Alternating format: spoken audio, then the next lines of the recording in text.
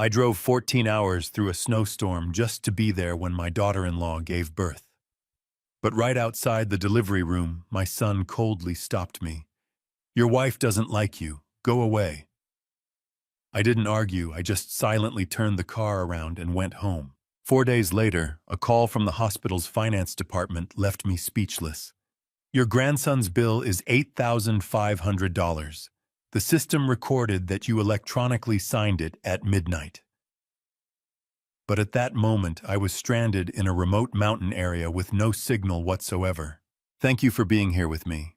Before we begin, I'd like to ask, have you ever faced betrayal from someone you deeply trusted? Leave a comment and let me know. Your perspective might be exactly what someone else needs to read. Just a quick note, some details have been adjusted for storytelling and reflection. What matters most is the message it carries.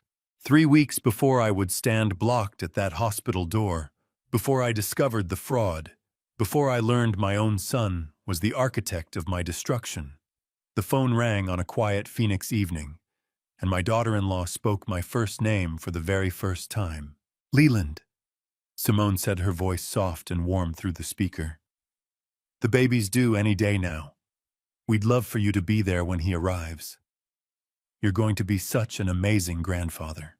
I'm Leland Madden, 52 years old, and I spent 3 decades as a financial crimes detective with Phoenix PD before retirement.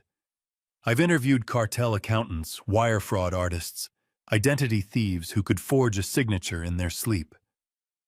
I know what a performance sounds like. I should have known. But for 3 years of marriage, Simone had called me Mr. Madden. Cold. Formal.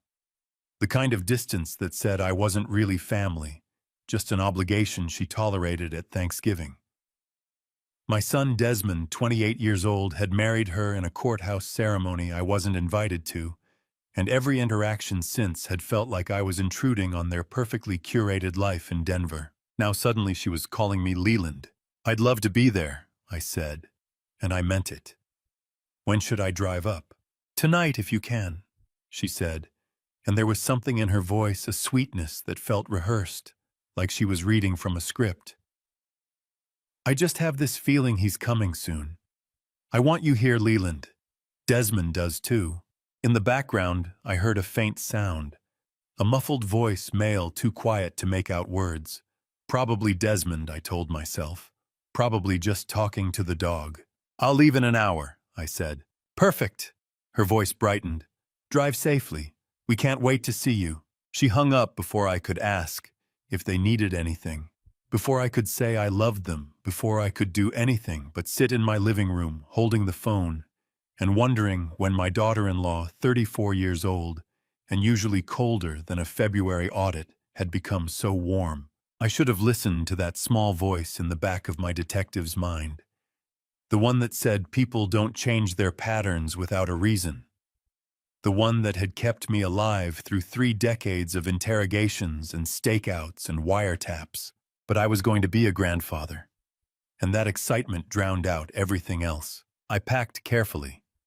Baby clothes I'd been buying in secret for months, stored in the hall closet, where my wife Claire couldn't see them and get her hopes up. A wooden rattle my own father had given me. My best shirt, the one I wore to weddings and funerals because meeting your grandson for the first time felt sacred. I left Phoenix at 8 that night, the desert sky still holding the last amber gold glow of sunset. 14 hours to Denver. I'd done longer drives on less sleep when I was chasing a case. The interstate stretched ahead, empty and dark. Arizona gave way to Utah, the desert flattening into something lonelier. I stopped once for gas in Flagstaff, twice more, for coffee that tasted like burnt rubber but kept my eyes open. Around midnight, I called Desmond's number to check in. Simone answered. "Leland," she said, and again that warmth, that unnatural sweetness. "How far out are you?" "Just hit the Utah border," I said. "Everything okay?" "Why are you answering Desmond's phone?" "He's asleep," she said quickly. "Resting up before the big day. You know how he is." I didn't actually. My son had stopped telling me how he was 3 years ago. "Well, tell him I'll be there by morning," I said. I will, she promised. Drive safely, Leland. It'll all be worth it. When did affection become a weapon I could no longer recognize? The question flickered through my mind somewhere past the Utah-Colorado border, but I pushed it aside. I was tired, paranoid. 30 years of seeing the worst in people had made me suspicious of kindness, and that wasn't fair to Simone. Maybe she'd changed. Maybe pregnancy had softened her. Maybe I was finally being let into the family I'd been locked out of. The mountains rose around me as the winter storm rolled in. I-70 climbed through freezing darkness, my headlights cutting weak tunnels through the blinding white sheets of ice. My GPS flickered once, twice, then stabilized. I called again at 4 in the morning somewhere past Vale. Simone answered again. "Almost there?" she asked. And this time I heard the slight strain in her voice, like she was performing a part and getting tired of the lines. "A few more hours," I said. "Is Desmond still asleep?" "Out cold," she said. "You must be exhausted. We'll have coffee ready." "Thanks," I said. And I wanted to ask why she kept answering his phone. Why her voice sounded like she was reading cue cards. Why every word felt just slightly wrong. But I didn't. Because I was going to meet my grandson, and nothing else mattered. The GPS glitched again near the Denver metro area, the screen freezing for a full 30 seconds before snapping back to life. The route recalculated. I gripped the steering wheel tighter, my knuckles white in the dashboard glow. My hands ached, my back screamed. I'd been driving for 13 hours with only gas station coffee and adrenaline keeping me conscious. But I was close now. So close. 1 hour. Just one more hour until I'd hold my grandson. Then I saw it, the green highway sign glowing in my headlights. Denver city limit 47 miles. My heart beat faster with every passing mile marker. 45 miles. 40. 37. The city lights appeared on the horizon, a golden sprawl against the pre-dawn sky. I had no idea that in exactly 3 hours and 12 minutes, my son would block me at a hospital door and speak words that would cost them everything. I had no idea the GPS glitches were a signal jammer tracking my location. I had no idea that the situation with the original grandson had already changed completely weeks prior. All I knew was that I was almost there, almost home. My son's face was the first thing I saw when I reached the maternity ward. Not relief, not joy, but pure panic. I'd walked through Denver Memorial's fluorescent hallways at 2 in the morning, following signs to the third-floor room, 314. 14 hours of driving had left my back screaming and my eyes burning, but adrenaline carried me forward. I was going to meet my grandson. Nothing else mattered. Then I saw Desmond standing outside the delivery room door, and everything stopped. His face was pale. His eyes darted past me into the room behind him, then back. Not the exhausted joy of a new father. Not the overwhelmed gratitude of a son whose dad had driven through the night to be there. Panic. Cold, calculated panic. "Dad," he said, and his voice cracked. "What are you doing here?" I stopped 3 feet from him. "Simone called me. She said the baby was coming. I drove straight through. He glanced back into the room again, and I followed his gaze. Simone sat upright in the hospital bed, fully awake, no epidural haze, no exhaustion. She was staring directly at Desmond. Her eyes locked with his for one long second, and something passed between them. A signal. A script. She gave the smallest nod. Desmond turned back to me and his expression hardened. "My wife doesn't like you," he said, flat and brutal. "Just leave." I felt the words like a punch. "What?" "She doesn't want you here," he said, louder now. "The doctor said stress could complicate the delivery. You have to go." "I drove 14 hours to see my grandson," I said, keeping my voice steady. "I'm not asking to be in the delivery room just to be nearby when he arrives." "No." He stepped forward, blocking the doorway completely. "Dad, please. You're making this harder. Just go back to Phoenix." Behind him, Simone shifted in the bed. She didn't look stressed. She looked like an actress watching her scene partner hit his marks. I should have said something. pushed back, demanded an explanation. But 30 years as a detective had taught me when to retreat and regroup, when to observe instead of engage. "Okay," I said quietly. "I'll go." Desmond's shoulders sagged with relief. "Thank you. I'll call you when things settle down." I nodded, turned, and walked back down that fluorescent hallway, my footsteps echoing against tile that smelled like antiseptic and old coffee. I didn't look back. I didn't let myself feel it yet. But I noted everything. The choreography, the eye contact, the precision of their coordination. I drove to the Hilton Garden Inn 3 miles from the hospital and checked in at 2:30 in the morning. The clerk, a kid barely 20 with tired eyes and a name tag that said Jeremy, handed me a key card without asking questions. The room was generic. Beige walls, polyester bedspread print of an aspen forest above the headboard. I sat on the edge of the bed and stared at my phone. No calls, no texts, nothing. I had driven 14 hours through darkness and snow to be told I wasn't wanted at the single most important moment of my grandson's life. I should have been angry, hurt, devastated. Instead, I felt something else settling into place. Something colder. Something that had been dormant since retirement, but never truly gone. I replayed the scene. Desmond's panic. Simone's signal. The way they moved like a team executing a plan. People don't coordinate like that naturally. Not in moments of genuine emotion. That kind of precision requires rehearsal. But why? I checked my phone every 10 minutes. 2:30 became 3. 3 became 4. Dawn light crept through the heavy curtains, gray and weak. At 6, I tried to sleep. Couldn't. My mind kept circling back to that hallway, that door, that look between them. At 10 o'clock Wednesday morning, my phone finally rang. "Dad," Desmond said, and his voice sounded exhausted now, but there was something underneath it. Something that felt performed. "He's here. Finn Madden. 7 pounds 2 ounces. He's perfect." Finn. My grandson. The baby I'd been dreaming about for months, buying gifts for, in secret imagining holding for the first time. "Congratulations, son," I said, and I meant it despite everything. "When can I meet him?" A long pause. Too long. "Simone's really tired, Dad. The delivery was rough. Maybe give us a day or two to settle in." "A day or two." I kept my voice neutral. "I'm already in Denver. I can wait in the hall if you want privacy." "No," he said quickly. "She needs rest. No visitors. Doctor's orders." Doctor's orders. The same excuse from 6 hours ago, now repurposed. "Okay," I said.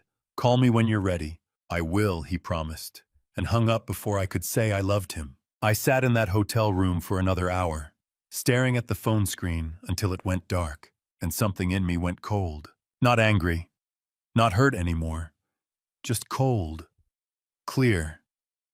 The way I used to feel walking into an interrogation room with a suspect who thought they were smarter than me. Baby Finn, just hours old, lay in that hospital room while I stood excluded in the hallway my grandson used as a weapon I didn't yet understand. But I would understand. Because in 30 years of financial crimes work, I'd learned to read patterns, follow the money, track the inconsistencies. And my son and his wife had just shown me their first mistake. They thought excluding me was the plan. They didn't realize exclusion was information. I stood up from that hotel bed and walked to the bathroom. The mirror showed a 52-year-old man with gray at his temples and lines around his eyes from 3 decades of squinting at evidence boards and forged signatures. I wasn't just a rejected grandfather anymore. I was a detective, and criminals always expose their flaws when they think they've already won. I splashed cold water on my face, dried my hands on the scratchy hotel towel, and pulled out my notebook, the same kind I'd carried for 30 years, wire-bound and palm-sized. On the first page, I wrote 3 words: timeline, behavior, money. Then I sat down to wait, because whatever my son and his wife were hiding, they would make another mistake. They always do, and when they did, I would be watching. Friday morning, I drove back to Denver Memorial unannounced. The notebook sat on my passenger seat, 3 words written on the first page: timeline, behavior, money. Room 314 was empty sheets, stripped bassinet, gone, no trace that my grandson had ever existed there. I stood in the doorway, staring at the bare mattress. The antiseptic smell was the same, but the room where Finn had been born 3 days ago was now as impersonal as a hotel after checkout. A nurse walked past, noticed me standing there. The maternity ward nurse was a woman in her 40s with tired eyes and a name tag that read Taylor. "Can I help you?" "The Madden family," I said. "Room 314. When did they discharge?" She checked the computer at the nurse's station. "Thursday evening, around 7. "Thursday. Yesterday." They'd taken my grandson home without a word. I called Desmond. He answered on the 4th ring. "Dad, you took the baby home without even telling me." "Dad, Simone wanted to get home to her own space," he said, and I heard the script in his voice again. "She's been really anxious about germs and visitors." "I'm not a visitor, Desmond. I'm your father.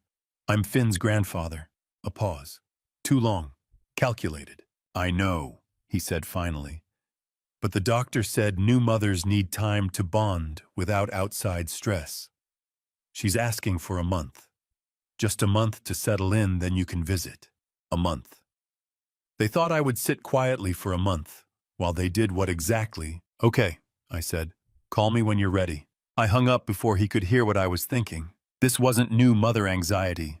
This was tactical isolation. I walked back to my car and started driving south. The return journey was nothing like the desperate overnight race 3 days ago. No excitement. No anticipation. Just 14 hours of cold, methodical dissection. I replayed every detail. Simone's sudden warmth after 3 years of calling me Mr. Madden. The perfectly timed phone call. Desmond's panic when I arrived. The eye contact between them, that silent coordination. The GPS glitches in Utah. I'd dismissed them as mountain interference, but what if someone had been tracking me? I stopped at a rest area in Utah, the same one I'd passed on the way up. Bought coffee from a vending machine and sat at a picnic table in the thin mountain air. 3 months ago, something had happened. Something I'd missed. Then it surfaced, the ceramic mug. Simone had sent it as a gift. A white mug with painted flowers and the words, "Family is forever," in blue script. She'd included a handwritten note, the first personal communication she'd ever sent me. "Leland," it had said. "I'm working on a family art project for the baby's nursery.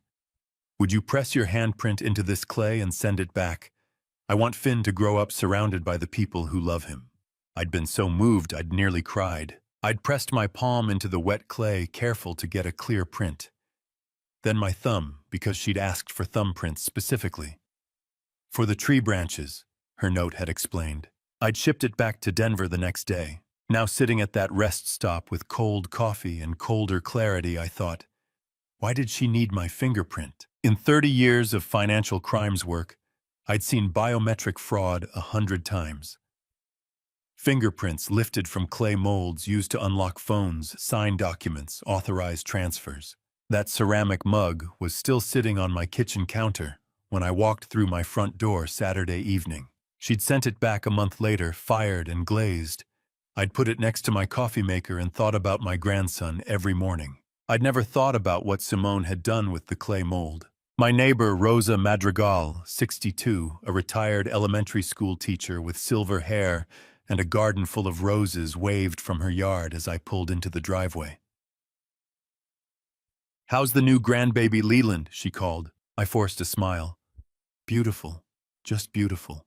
"When do we get to see pictures?" "Soon," I said, and carried my bag inside before she could ask anything else. The house was exactly as I'd left it.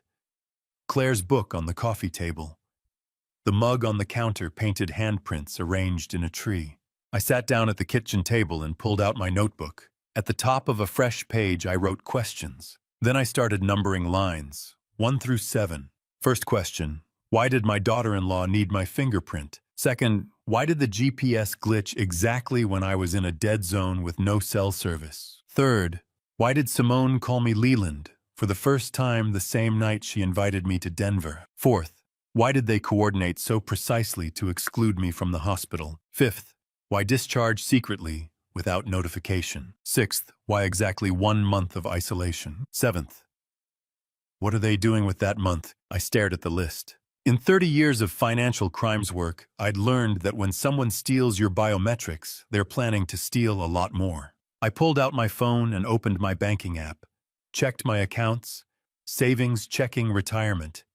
Everything looked normal. But I knew better than to stop there, because whatever Desmond and Simone were planning, they hadn't needed me in Denver to do it.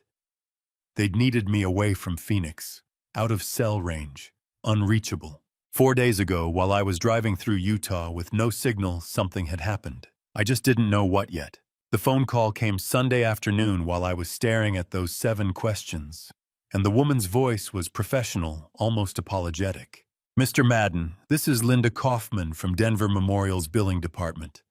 We're calling about an $8,500 billing issue with a signature that appears to be yours, except our timestamp says you were impossible to reach when it was submitted. Linda Kaufman spoke with the careful professionalism of someone delivering bad news to strangers every day. I could hear keyboard clicks in the background, the hum of a busy office. What kind of billing issue? I asked. Your grandson's delivery. The insurance claim was denied due to a pre-existing condition exclusion, so the full hospital bill defaulted to the financial guarantor. That's you, according to the forms. But our records show the forms were submitted electronically on May 15th at 11:47 p.m. Can you confirm you signed these documents? May 15th, the night I drove to Denver. I pulled up my phone's location history. What time exactly? I asked. 23:47, she said. I looked at my phone screen. May 15th, 2023, 4:11. My location pin showed me in the middle of nowhere, Utah, 8 hours into the drive, white-knuckling through a snowstorm on I-70 with 0 cell reception. At that exact minute, I said slowly, I was in a dead zone in Utah with no phone signal. I couldn't have signed anything electronically. A pause. The keyboard clicking stopped. I see, she said. Mr. Madden, I'm going to need to escalate this to our fraud investigation team. Can you hold? No, I said. Email me those documents immediately. I want to see exactly what was submitted and how. She gave me her direct email. 20 minutes later, the documents arrived. I opened the PDF on my laptop. There was my signature, perfect, identical to the one I'd pressed into that ceramic mug 3 months ago. Digital scan, clean edges, no tremor. Fingerprint authentication confirmed at 23:47:33. I scrolled down to the security log. Form submitted from EIP address 198.51.100.42. Hospital lobby guest Wi-Fi. Timestamp 23:47:33. Then I saw the attachment Linda had included. Security camera screenshot. Black and white, grainy but clear enough. Simone sitting at a public computer terminal in the Denver Memorial lobby, timestamp 23:52, 5 minutes after the forms went through. 3 minutes before she'd called my phone asking if I was driving safely. I looked at the timestamp 23:47. I looked at the photo of Simone at the keyboard, 23:52. While I was thinking about holding my grandson for the first time, she was thinking about fraud. I picked up my phone and dialed a number I hadn't called in 2 years. Elaine Sinclair answered on the second ring. She was 41, a senior investigator with the FBI's white-collar crimes division in Phoenix, and we'd worked 3 major fraud cases together before I retired. Leland, she said, and I could hear the smile in her voice. Been a while. What's going on? I need a background check, I said, fast and quiet. The smile disappeared from her voice. Talk to me. I gave her the details. Simone's full name, date of birth, last known address in Denver. The forged signature. The timestamp. The security footage. I'll call you back in 2 hours, she said. She called back in 90 minutes. Leland, you sitting down. I was in my home office now, the one I'd converted from a spare bedroom when I retired. Monitors, dark filing cabinets full of old case notes I couldn't bring myself to throw away. I'm sitting. Your daughter-in-law has a record, Elaine said. Minor identity theft, 2019. Changed her name twice, once legally, once not. Real name is Simone Patterson, used Simone Whitfield for 3 years before marrying your son. I wrote it down. Simone Patterson, Whitfield, Madden, 3 identities. But here's the bigger problem, Elaine continued, and her voice went flat. Professional flat. The tone she used when delivering evidence that would destroy someone's life. Your son's bank records show a $340,000 international gambling debt. Due date November 30th, 2023. I stopped writing. How long has he had this debt? I asked. At least 8 months, she said. Leland, this wasn't opportunistic. This was planned from the day she announced the pregnancy. I sat very still. You still there? Elaine asked. Yeah. Listen, she said quietly. I know what you're thinking, but your son wasn't tricked. These bank records show coordination. Joint accounts opened, funds moved, timing too perfect. He's not a victim here, Leland. He's an accomplice. I looked at the photo on my desk. Desmond at 8 years old holding up a fish we'd caught together. Smiling. Proud. My son. The son who'd just tried to steal from me. Send me everything, I said. Already in your email, she said.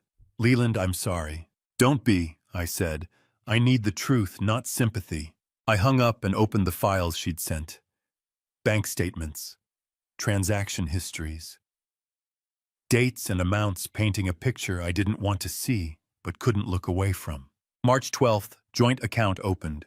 Simone Patterson Madden and Desmond Madden. March 15th. The ceramic mug shipped to me. April 3rd, international wire transfer $12,000 to an offshore account. April 18th, another wire $8,500. May 12th. Phone call to me. Simone's sweet invitation to Denver. May 15th, 23:47. Hospital forms submitted with my stolen signature. That $8,500 hospital bill was just the testing ground. By exploiting that biometric authentication, they accessed my identity security keys to breach my primary retirement accounts. May 16th, 200 Desmond, blocking me in the hospital hallway, while the main transfers of $847,000 began to process.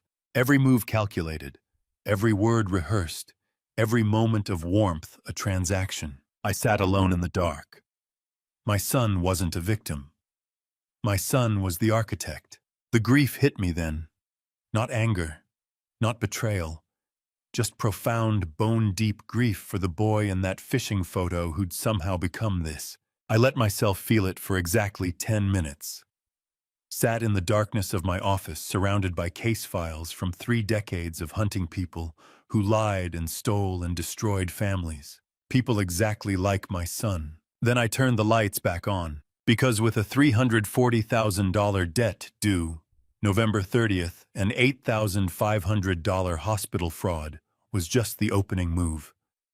They had 6 months to cover that debt, and they'd already shown me how they planned to do it.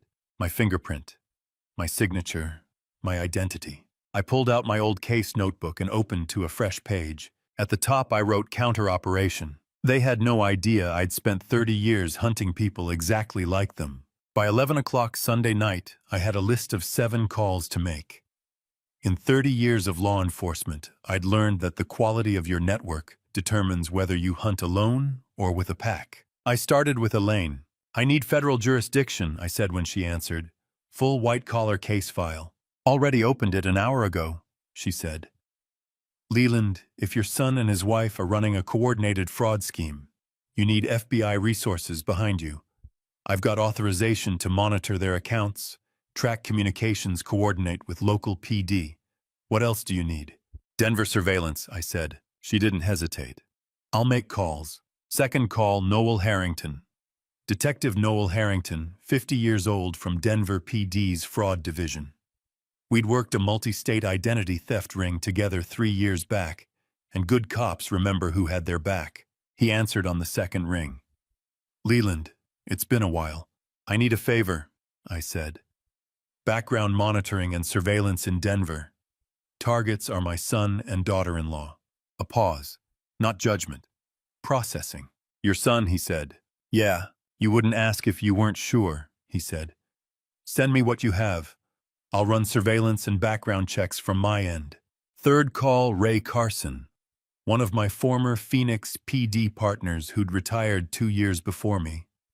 He picked up on the first ring and agreed to be on standby without asking a single question. Fourth call, Julie Hammond, who'd worked financial crimes with me for 8 years before taking early retirement.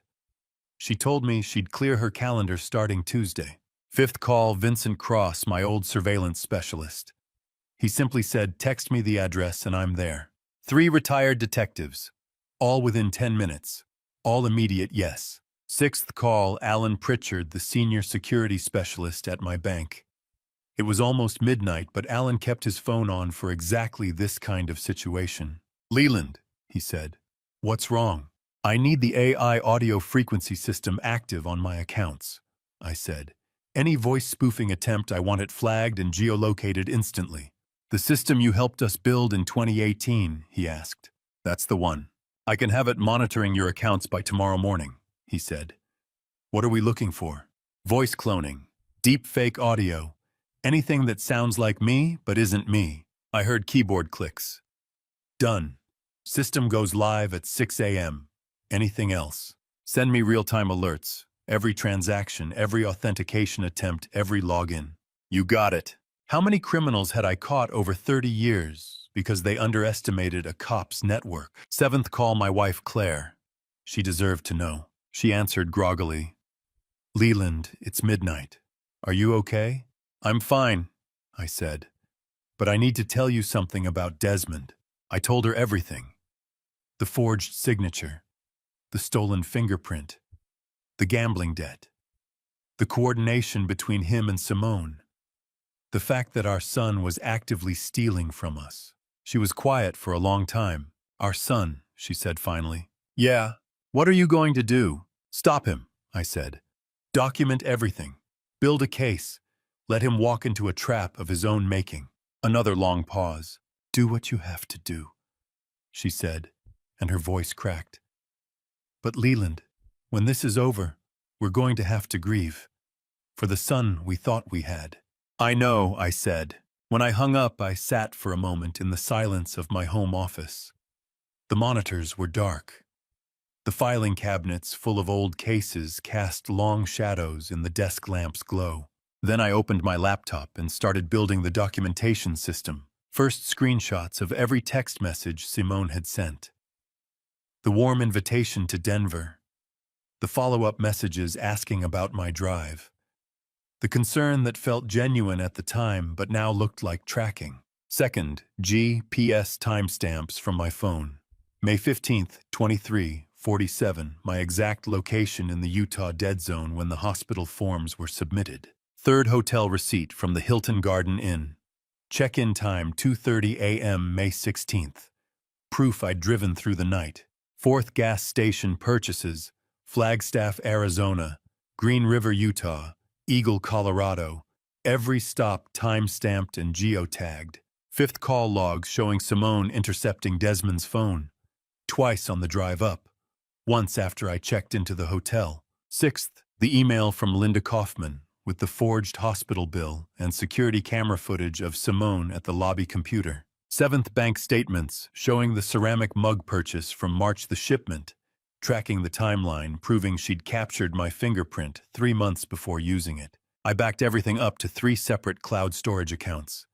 Encrypted, time-stamped, chain of custody preserved. At 1 a.m., my phone buzzed. Text from Elaine. Denver PD coordinated. Harrington has surveillance authorization. FBI forensic accounting starts tomorrow. At 1:30 a.m. text from Alan. System test complete. Audio frequency scanner is operational. You're protected. At 2 a.m. text from Noel. Background check running. Will have preliminary report by noon. The infrastructure was coming together. Federal coordination, local surveillance, retired colleagues on standby.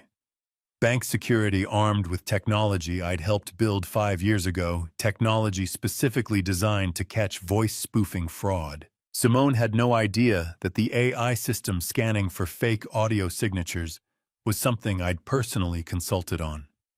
That I knew exactly how it worked, exactly what it could catch, exactly how sensitive it was. She'd built her fraud around my stolen biometrics. I'd built the defense system before she ever thought to attack. I brewed my 4th cup of coffee and watched the sky lighten through my office window. Somewhere in Denver, my son and his wife were sleeping, thinking they'd won. Thinking I was just a grandfather who'd driven 14 hours out of love and exhaustion. They didn't know about the network, the coordination, the federal case file that now existed with both their names on it. At 3 a.m. Monday morning, I sat back and looked at the monitors glowing in my home office.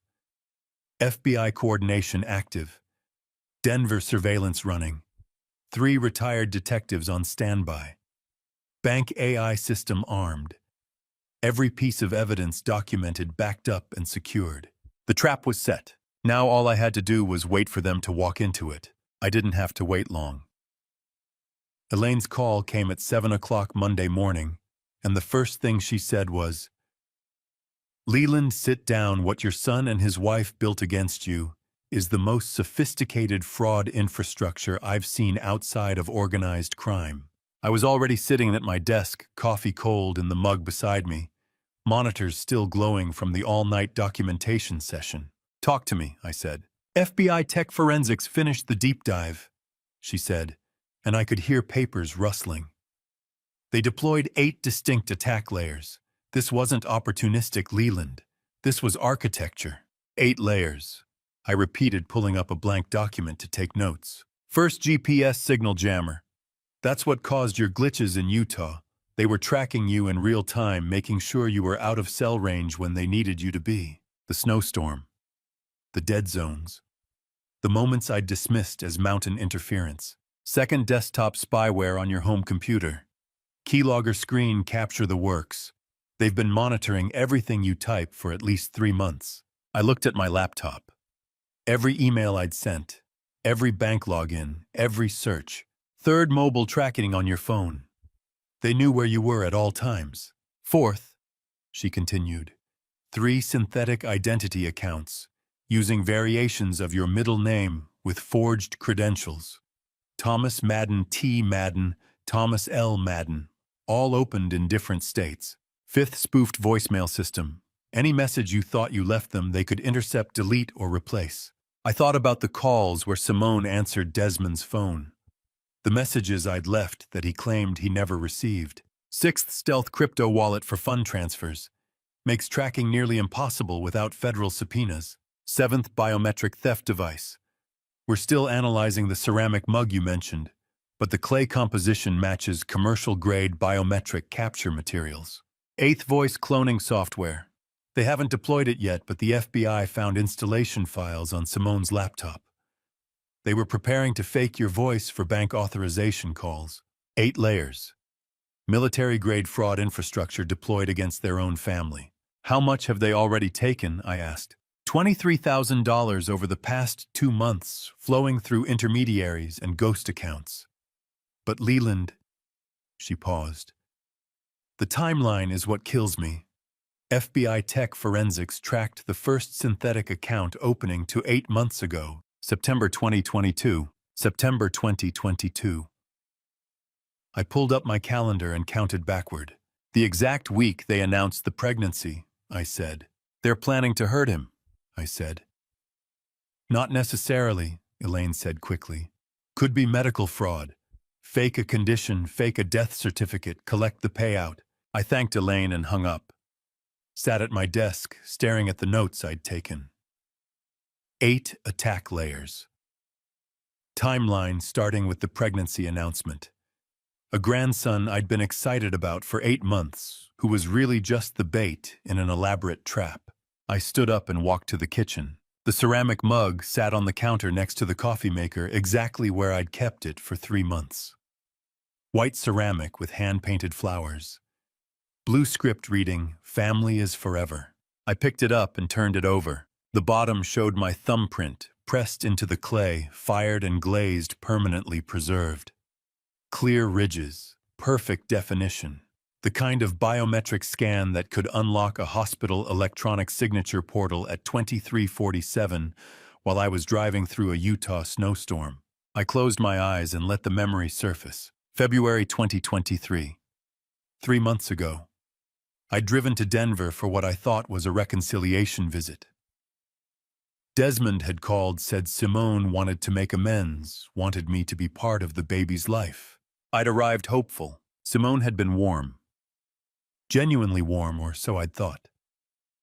She'd made dinner, asked about my retirement, laughed at my stories about old cases. Then she'd brought out the ceramic mug. "I'm working on a family art project," she'd said, setting the wet clay mold on the table between us. 3 generations. I want Finn to grow up surrounded by the people who love him. She'd handed me the mold. "Press your thumb right here, Leland. 3 generations in one piece of art. I thought it would mean something to you." I'd looked at Desmond. He'd smiled, nodded. "It does," I'd said, and my voice had cracked. "After 3 years, this means everything." I'd pressed my thumb into the wet clay, careful to make it clear. Deep, perfect. I was crying when I did it. Actual tears. Because I thought my daughter-in-law was finally accepting me. That I was finally going to be part of my grandson's life. Simone had smiled and taken the mold back. "I'll fire it and send it to you when it's done," she'd said. "So you can think about Finn every morning." And I had. Every morning for 3 months, I'd looked at that mug while drinking my coffee and thought about my grandson. Now I understood. She wasn't thinking about art. She was thinking about timestamp 2347, about hospital authentication portals, about the exact pressure and angle needed to forge an electronic signature. The ceramic mug sat on my counter for 3 months, a beautiful lie I looked at every morning while drinking coffee. Evidence item 1. Biometric theft device disguised as sentimental gift. February 2023. Used to forge hospital signature. May 15, 2023, 23:47. I set the evidence bag on my desk next to Elaine's technical report. 8 layers of attack. $23,000 already stolen. A ceramic mug that weaponized my tears. And I had to ask myself if they exploited even the moments I felt loved. What else did I miss? I stared at my thumbprint through the clear plastic of the evidence bag. Perfect.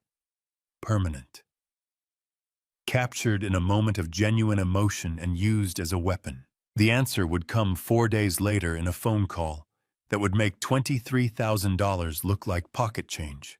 The phone call came Wednesday morning, 4 days after the birth, and my son's voice was screaming, except the scream had a frequency signature I'd last heard in a phone extortion case I closed in 2014. I was in the kitchen pouring my second coffee when my phone lit up. Desmond's name on the caller ID. I answered. "What the hell did you do?" The voice was his, but wrong. Too compressed. Too clean. "My cards are frozen. The account's locked. This is your fault. You called the bank, didn't you?" I stood very still and listened. The rage was perfect. The tone, the inflection, the way his voice cracked on the word fault. But underneath it, barely audible, was something else. A digital artifact. A filter signature. I'd heard it before, 2014. The Hernandez phone scam. Extortion calls targeting elderly victims with deepfake audio of their grandchildren crying for help. We'd traced the calls to a voice cloning operation in Nevada. I'd personally broken down the audio forensics, identified the exact digital filter they were using. This was the same filter. My son wasn't on the phone. This was a recording. I kept listening. The tirade continued. Accusations about me freezing his accounts, interfering with his life, ruining everything. The words got more desperate, more panicked. Then the recording ended. Just stopped mid-sentence. Dead air. I waited 5 seconds. Nothing. Nice playback quality, son, I said into the silence. But next time use a newer filter. I cracked this one a decade ago. I hung up. My son couldn't even fake a phone call to my face. He'd recorded his rage and pressed play. I sat down at the kitchen table and opened my notebook. Added a new line to the evidence log. Evidence item 7, deepfake audio threat. Wednesday, May 24th, 9:47 a.m. Filter signature matches 2014 Hernandez case. Pre-recorded, not live conversation. Demonstrates premeditation and technical sophistication. My phone buzzed. Text from Elaine. Need to talk. Call me when you can. I called her back immediately. What have you got? I asked. Leland, she said, and her voice had that flat professional tone again. The one that meant she was about to tell me something that would hurt. We found something worse. I walked to my office and sat down at my desk. Go ahead. Life insurance policy on baby Finn, she said. $500,000. Taken out 3 days ago, May 21st. Primary beneficiary is an alias registered to Conrad Dalton. The name meant nothing to me. Who's Conrad Dalton? I asked. International loan shark, Elaine said. Operates out of the Cayman Islands, specializes in high-stakes gambling debt collection.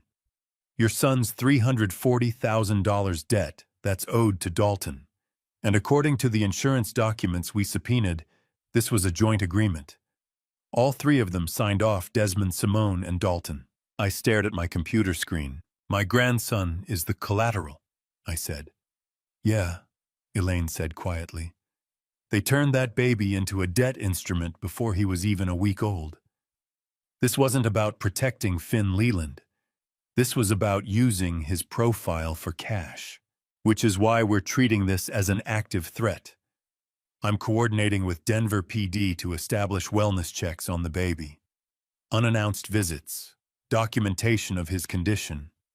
We need proof he's alive and safe. I pulled up the email she'd sent, scanned the insurance documents, policy number, payout amount, beneficiary information. Finn Madden, age 4 days, $500,000. Beneficiary Conrad Dalton. My 4-day-old grandson reduced to a line item on a debt collection spreadsheet. How long have they been planning this? I asked. The insurance application was filed 2 weeks before the birth, Elaine said. May 1st, while Simone was still pregnant. They were setting this up before he was born. May 1st. 2 weeks before, Simone called me with that warm voice and invited me to Denver. 2 weeks before they sent me driving through a snowstorm to be blocked at a hospital door. They'd been planning to monetize my grandson before he drew his first breath. What's the timeline on collection? I asked. Standard policy waiting period is 6 months, she said. November 21st. That's when they can claim without triggering an automatic fraud investigation. November 21st, just 9 days before Desmond's gambling debt was due on November 30th. The math was perfect. The timing was perfect. My grandson's insurance payout would clear the debt with 9 days to spare. Leland, Elaine said. This changes everything. We're not just dealing with identity theft and fraud anymore. This is conspiracy to commit insurance fraud, child endangerment, and potentially worse. FBI's opening a full criminal investigation with child protection protocols. Good, I said. We'll need Denver PD to do a physical wellness check on Finn within the next 24 hours, she said. Make sure he's actually alive and safe. Can you handle that? I'll call Noel, I said. When I hung up, I sat in the quiet of my office and looked at the evidence spread across my desk. The ceramic mug in its evidence bag, the FBI technical report on 8 attack layers, the forged hospital bill, the deepfake audio recording, and now a life insurance policy turning my 4-day-old grandson into debt collateral. My grandson wasn't a child they loved. He was a blank check they planned to cash, and I was not going to let that stand. The first step was documenting everything, building a case that would protect Finn and expose the full scope of the fraud. I spent Thursday night cross-referencing timelines, backing up evidence to encrypted servers, preparing the foundation for what had to come next. Then Friday morning, the bank called with a question that sounded almost apologetic. "Mr. Madden, this is Sharon Ellis from Fraud Detection. Did you open 3 accounts in March using your middle name and a Utah billing address?" Sharon Ellis, from the bank's Fraud Detection Unit, delivered the news with the careful precision of someone who'd seen too many victims learn they'd been robbed. "No," I said, already pulling up my banking app. "What accounts?" "3 checking account," she said, and I could hear keyboard clicks. "All opened March 12th, 2023. They use variations of your middle name, Thomas Madden T. Madden, Thomas L. Madden. Different institutions, but the synthetic IDs are sophisticated enough they bypassed our automated fraud detection systems." "For how long?" I asked. 2 months, she said. "They've been active since March. We only caught them because your recent fraud alert triggered a manual review across affiliated banks." 2 months. March through May. The exact window when Simone sent me the ceramic mug, when they announced Finn's due date, when they lured me to Denver. "How much went through them?" I asked. "Funds totaling $23,000, she said. "Transferred in small increments to avoid triggering automatic flags. The receiving accounts are intermediaries we've flagged as part of an international loan network. Conrad Dalton's network. The same loan shark who was listed as Finn's insurance beneficiary." "What else can you tell me about synthetic IDs?" I asked. "They're professional grade," she said. "Utah addresses matching the time frame when you were traveling through that state, Arizona driver's license numbers, with single-digit alterations, manufactured credit histories pulled from stolen identity templates. Whoever built these knew exactly what they were doing." I thought about Simone's background. Identity theft, 2019. Name changes. This wasn't her first time. "I need copies of all the account opening documents," I said. "Every form, every signature, every piece of identification they used." "Already flagged for the FBI, she said. "They'll have them by end of day." $23,000. 2 months of systematic theft. How many times had I walked past that ceramic mug while they were draining my accounts? I thanked Sharon and hung up. Added another line to my evidence log. Evidence item 8. 3 synthetic identity accounts. March to May 2023. Professional grade fraud infrastructure. $23,000 transferred to Conrad Dalton intermediaries. My phone rang again 30 minutes later. "Elaine, we recovered something from Simone's cloud backup," she said, no preamble. "Encrypted files. Took our tech team most of the night to crack." "What kind of files?" I asked. "Her exit strategy," Elaine said. "Leland, she has a complete victim cover identity pre-staged and ready to deploy." I sat very still. "Explain." "Fabricated text message chains going back 6 months, she said. Screenshots showing Desmond as psychologically abusive, coercive, controlling. Doctored photographs suggesting threats and intimidation. A manufactured timeline of escalating abuse that positions her as a domestic violence victim forced into fraud under duress. "She's planning to frame Desmond," I said. "If they get caught, Scenario B activates automatically," Elaine said. "She claims coercion presents this fabricated evidence and cooperates with prosecutors. Your son goes to federal prison alone. She walks away clean, possibly with immunity." I pulled up the encrypted files she'd sent. Scrolled through them. Text messages that never happened. Timestamps are perfectly aligned with real events. But dialogue is completely manufactured. Desmond saying things he never said. Threatening things. Violent things. Photographs of Simone with careful bruising makeup, I realized. Professional stage makeup creating injuries that never existed. Dated. Documented. Backed up across multiple cloud services, a journal handwritten entries in Simone's precise script. "He said if I don't help him, he'll hurt the baby. I have no choice, I'm so scared." All fake, all pre-planned, all designed to turn my son into evidence against himself. "When did she create these?" I asked. File metadata shows the earliest entries date to February, Elaine said. Before the ceramic mug, before the hospital fraud. She built this exit strategy before they even started executing the main fraud. February. She'd been planning to betray Desmond from the very beginning. Does he know, I asked, about Scenario B? No way, Elaine said. This is insurance she kept completely private. If your son had any idea, she'd already positioned him as the sole defendant he'd run. Or he'd testify against her, I said. Exactly, Elaine said. Which is why she can't let him know until it's too late. Until they're both in custody and she's already activated the victim narrative with prosecutors. I thought about Desmond, about the deep-fake phone call, about him screaming accusations through pre-recorded audio because he couldn't face me in real time. My son was weak, desperate, drowning in debt and making catastrophic choices. But Simone was calculating, ruthless, building escape plans that turned her accomplice into her scapegoat. She built an escape plan that turned my son into evidence against himself. There's more, Elaine said quietly. The victim's cover identity includes testimony specifically about you. Me. Yeah. In her narrative, Desmond forced her to target you because you're wealthy and elderly. She claims she tried to protect you, tried to warn you, but he threatened her into compliance. Wealthy and elderly. I was 52 and living on a detective's pension. She's positioning herself as everyone's victim, I said.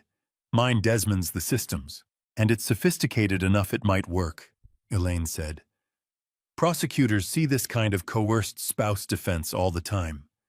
If she presents this evidence early, cooperates fully, she could walk with minimal charges while your son does 20 years federal.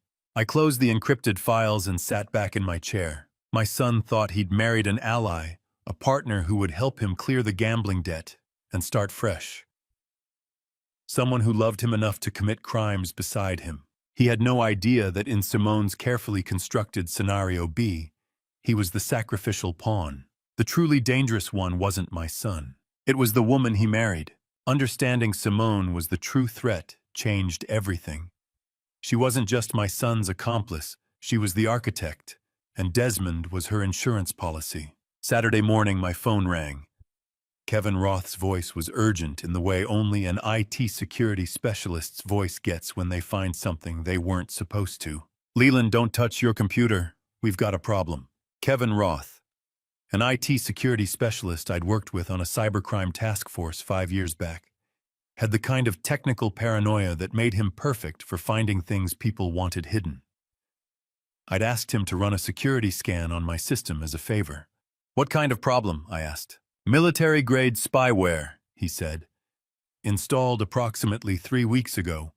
Keylogger screen capture browser monitoring the works. Whoever put this here has been watching everything you do. 3 weeks ago, early May, I closed my eyes and let the memory surface. Simone's last Phoenix visit. The week before Finn's birth. She'd driven down alone, said she wanted to check on me, make sure I was okay, before everything got crazy with the baby. She'd been sweet, concerned.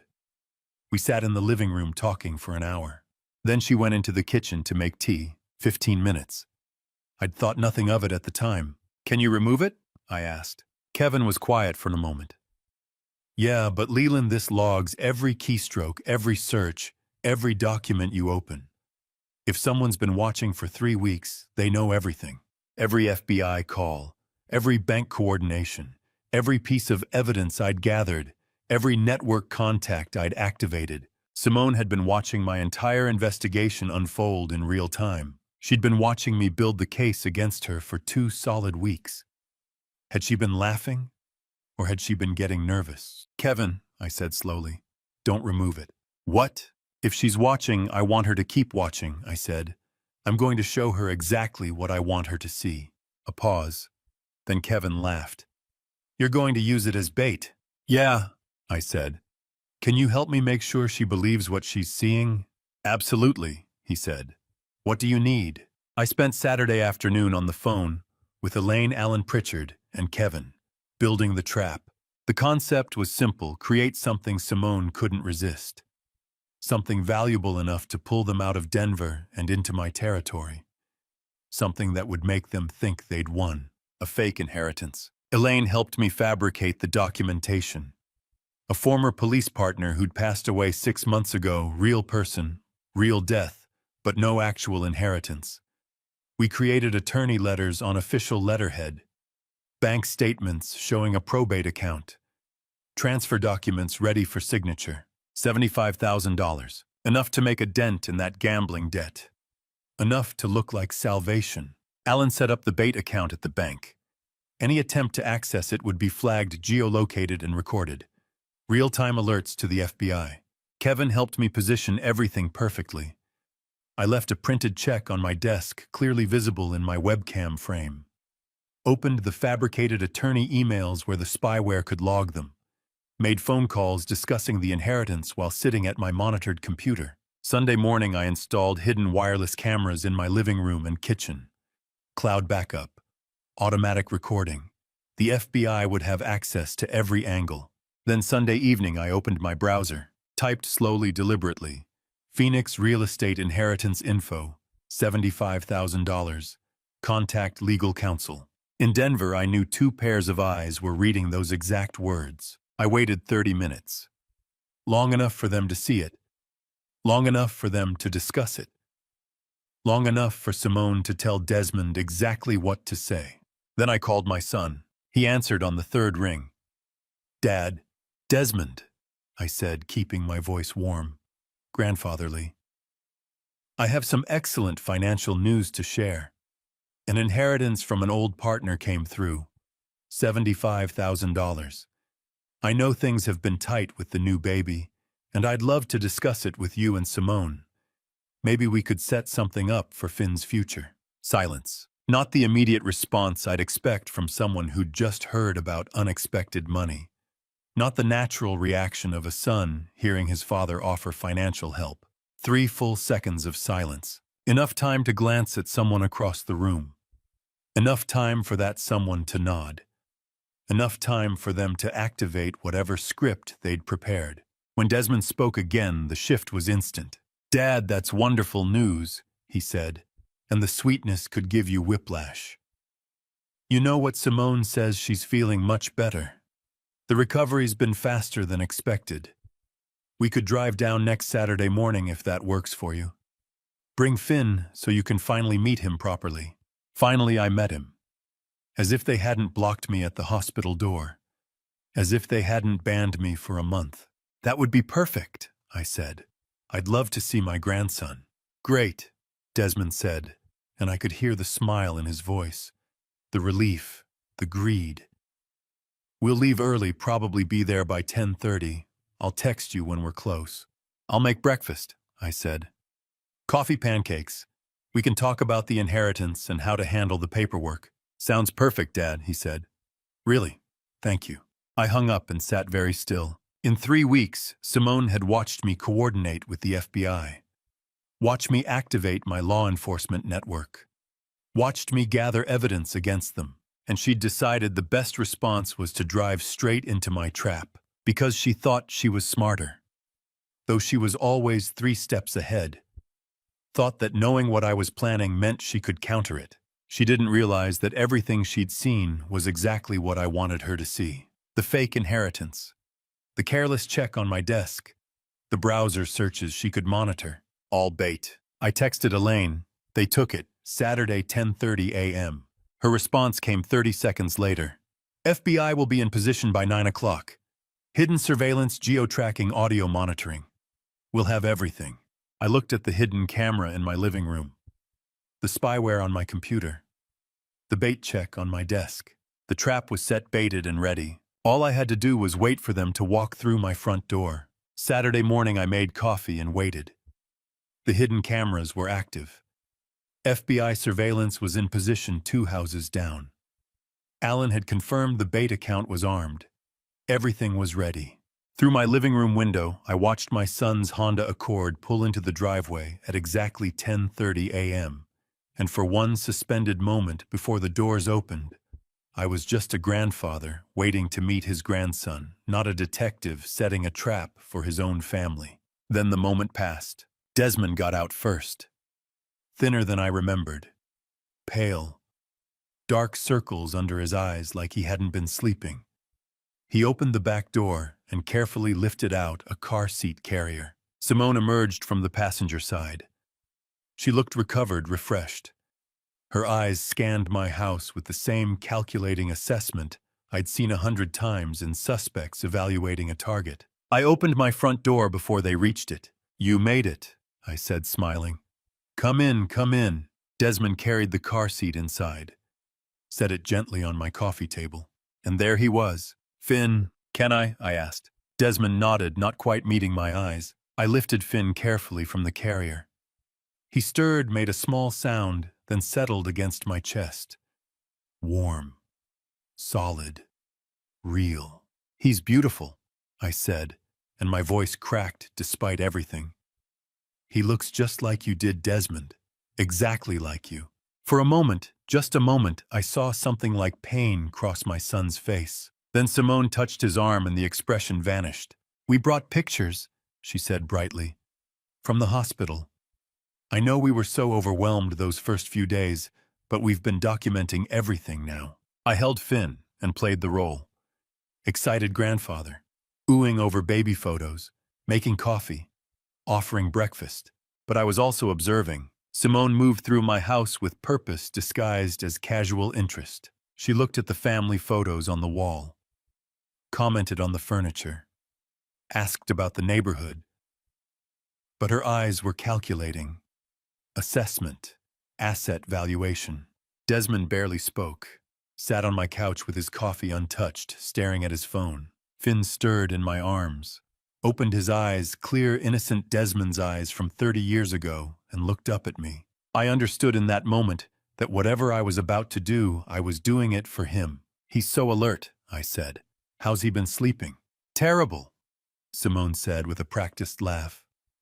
"Up every 2 hours. But that's just how babies are, right? Small talk. Performance. The choreography of a normal family visit." 45 minutes in, I saw Simone glance at the hallway leading to my home office. The office where I'd deliberately left the inheritance paperwork visible on my desk. "Would you mind if I used your restroom?" she asked. "Down the hall, second door on the left," I said. She disappeared. Was gone for 3 minutes. When she came back, her expression was carefully neutral, but I saw the shift in her eyes. She'd seen the documents. 10 minutes later, she took the bait. "Leland," she said, settling onto the couch beside Desmond. "Desmond mentioned something about inheritance that's so generous of you to think about Finn's future." I looked up from where I was gently rocking Finn. Well, it was unexpected. An old partner from the force passed away last year, and apparently he left me a portion of his estate. $75,000. "That's incredible," Simone said, and her voice had that same sweetness from the phone call that had lured me to Denver. "What are you planning to do with it?" "I'm not sure yet," I said. "I was thinking about Finn, maybe setting something up for his education, or helping you two with a larger expense. You might be planning house down payment, something like that." Simone leaned forward. "That would be amazing. We've been talking about getting out of the apartment, finding something with a yard for when Finn starts walking. We'd need to set up the trust properly," I said, watching her carefully. "The lawyers handling the estate want financial documentation from any beneficiaries. Tax purposes, you know how it is." "Of course," Simone said quickly. Too quickly. "Whatever you need. We can get you bank statements, tax returns, whatever the lawyers require." Desmond was staring at his coffee. Silent. I held Finn a little closer. They stayed for another hour. Simone asked about the inheritance process twice more. Desmond took exactly 2 photos with his phone and spent the rest of the time looking like he wanted to be anywhere else. When they finally left, Simone gave me a warm hug. Desmond managed a weak handshake. "We'll call you next week about those documents," Simone said from the driveway. "Thank you so much for thinking of Finn's future." I waved as they drove away. Then I went inside, locked the door, and pulled out my laptop. The hidden camera footage played back in perfect high definition. Simone in my hallway slipping into my office for 30 seconds, photographing the inheritance documents with her phone. Desmond on the couch sending a text message. She's buying it. And there, when I'd stepped into the kitchen to pour water, the muffled sound of a high five and Simone's whispered laugh, easy money. I watched the footage 3 times. Then I pulled out my phone and looked at the photo Simone had taken before they left. Me holding Finn. His tiny fingers wrapped around my thumb. My grandson looking up at me with complete trust. I stared at that photo for a long time. Every word they'd spoken was recorded. Every glance, every whispered conspiracy. Already uploaded to FBI servers. Already being analyzed and cataloged as evidence. But none of that changed what I felt when I looked at Finn's face. I held his tiny hand tight in that picture. And I knew no matter what happened next, no matter how the trap closed or what it cost, I would protect this child. The moment their car turned the corner, I locked the front door and pulled the bracelet from my pocket. The hidden cameras had recorded everything I needed, Simone's whispered laugh. The high five in the kitchen doorway, 30 seconds in my office, photographing inheritance documents she believed were real. FBI servers already had the footage. The trap had closed exactly as planned. But the bracelet was something else. I set it on my kitchen table under the overhead light and studied it the way I'd once studied evidence at a crime scene methodically, without assumption, letting the object tell me what it was rather than what it appeared to be. It was supposed to be delicate infant jewelry, something light, decorative, safe for a baby to wear. I placed it on my kitchen scale, 0.7 ounces. Standard infant bracelets weighed less than 0.2. More than 3 times the normal weight for something meant to sit on a newborn's wrist. I turned it over. The casing was thicker than decorative silver had any reason to be. The clasp mechanism was more complex than a simple safety latch required. Nothing visually obvious, no exposed components, no blinking indicators, but the construction had the deliberate density of something built to conceal technology rather than display beauty. Nothing these people did was random. The ceramic mug hadn't been sentiment. The warm phone calls hadn't been reconciliation. And this bracelet hadn't been accidentally dropped on my couch cushion. It was planted, but why leave surveillance in my house after I'd already activated FBI coordination? After my own cameras were already recording every room, unless they didn't know about my cameras, unless they believed this bracelet was their intelligence operation, while I'd been watching them the entire time. I called Elaine. "I need FBI tech forensics," I said when she answered. "They left something at my house. A baby bracelet. Wrong weight. Wrong construction. I think it's a device." "Bring it in tomorrow," she said. "We'll take it apart." I stood in my living room, the bracelet resting in my palm. Why was it so heavy? The baby bracelet sat on my desk in an evidence bag, its abnormal weight a question I couldn't yet answer. But I didn't have to wait long for other answers to start falling into place. Elaine's call came Saturday night at 9:47 p.m., and I knew, before she said a word, that the forensics had come back exactly as I'd predicted. The ceramic mug was the smoking gun. "FBI forensics confirmed at Leland," she said without preamble. "The fingerprint from that ceramic mug matches 100% with the biometric authentication token used at the hospital electronic portal. Timestamp, May 15th, 2023, 47. I sat very still at my desk. The ceramic mug was 3 rooms away in its evidence bag, but I could picture it perfectly. The painted flowers, the blue script reading "Family is forever." My thumbprint is preserved in fired clay. 3 months, I said. She gave me that mug in February. 3 months before she used it to forge my signature.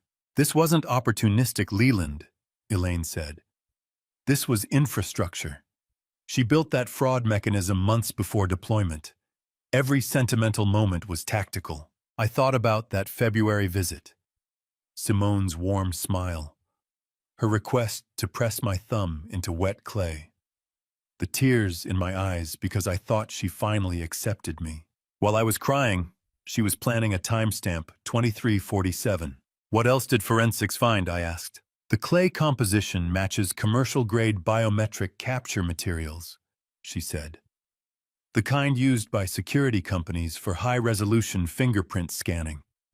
She didn't just press your thumb into art clay Leland. She used professional equipment disguised as a craft project. Professional equipment. Professional planning. Professional execution. We have enough for arrest warrants, Elaine continued. The forged hospital bill, the ceramic mug biometrics, the synthetic identity accounts, the insurance fraud on baby Finn. It's all documented. We can move whenever you're ready. Not yet, I said. Let them walk deeper. I want Conrad Dalton too. I want all three of them. Your call, she said. But Leland, don't wait too long. Once they realize you're onto them, they'll run. 3 months. I'd kept that ceramic mug on my kitchen counter for 3 months, looking at it every morning, while drinking coffee, thinking it meant she finally cared. Sunday morning, I pulled up the spyware activity logs. Kevin had set up the monitoring system to track everything. Every time Simone accessed the feed from Denver, every screenshot she captured, every keystroke she logged. All of it mirrored to my secure server where I could watch her watching me. I scrolled through Saturday's activity, 3:47 p.m., 37 minutes after they'd left my house. Access logged from Denver IP address. Screenshot captured. I opened the image file, my home office desk. The angle from my webcam. And there, clearly visible in the frame, was the bait check I'd left positioned perfectly. $75,000. Made out to estate of Thomas Brennan, my fabricated inheritance. She'd photographed it, captured every detail, the account number, the routing number, the signature line. I kept scrolling through the logs, 4:03 p.m. Encrypted message sent from Simone's laptop to an IP address Elaine had already flagged as belonging to Conrad Dalton's network. I called Elaine. Did you intercept the message? I asked. Already on it, she said. Photo of your bait check attached. Message reads, "Can your guys forge and wash this Tuesday work?" Response came back 16 minutes later. Tuesday, 2 p.m. Brood Awakening usual table. Bring the photo and 50 up front. Brood Awakening Cafe in Denver. Tuesday at 2 p.m. I had the location. I had the time. I had the date. What's 50 up front? I asked. $50,000, Elaine said. Down payment for Conrad's forgery services. They're planning to have him create a duplicate check, run it through his money laundering network, and split the proceeds. Do you have warrants ready? I asked. Federal and state, she said. The moment Conrad Dalton touches that forged check in a public place, we have him on conspiracy to commit bank fraud. Add Simone and Desmond to the same scene and we can arrest all three simultaneously. I pulled up a map of Denver. Found a Brood Awakening cafe. Street view showed a corner location with large windows, multiple exits, high-foot traffic area. Surveillance setup, I asked. Noel's coordinating with Denver PD, Elaine said. We'll have plainclothes agents inside posing as customers, cameras on every angle, audio recording. The moment they exchange that check, we move. There's one more thing, Elaine said. We're still analyzing the baby bracelet you turned in. Tech team says it's definitely a device. GPS tracker combined with audio transmitter, military grade. They're working on extracting any recorded data, but preliminary analysis shows it's been active for at least 2 weeks. 2 weeks, since before Finn was even born. They were planning to leave it here, I said. Track my movements. Listen to my conversations. Know when I was home, when I was out, who I talked to. Yeah, Elaine said. And the GPS would have helped them time a burglary. Know exactly when your house was empty. I thought about holding Finn, about his tiny fingers wrapped around mine, about the bracelet that was supposed to be delicate infant jewelry, but was actually a surveillance device they'd planted in my home. Every gift was a weapon. Every gesture was tactical. Every moment of warmth was cover for theft. Tuesday, 2 p.m., I said. Brewed Awakening Cafe. That's when we end this. 72 hours, Elaine confirmed. We'll be ready. I sat back and looked at the monitors glowing in my office. Tuesday, 2 p.m. Brewed Awakening Cafe in Denver. I had the location, I had the time, and the FBI had warrants ready to execute the moment Conrad Dalton touched that forged check.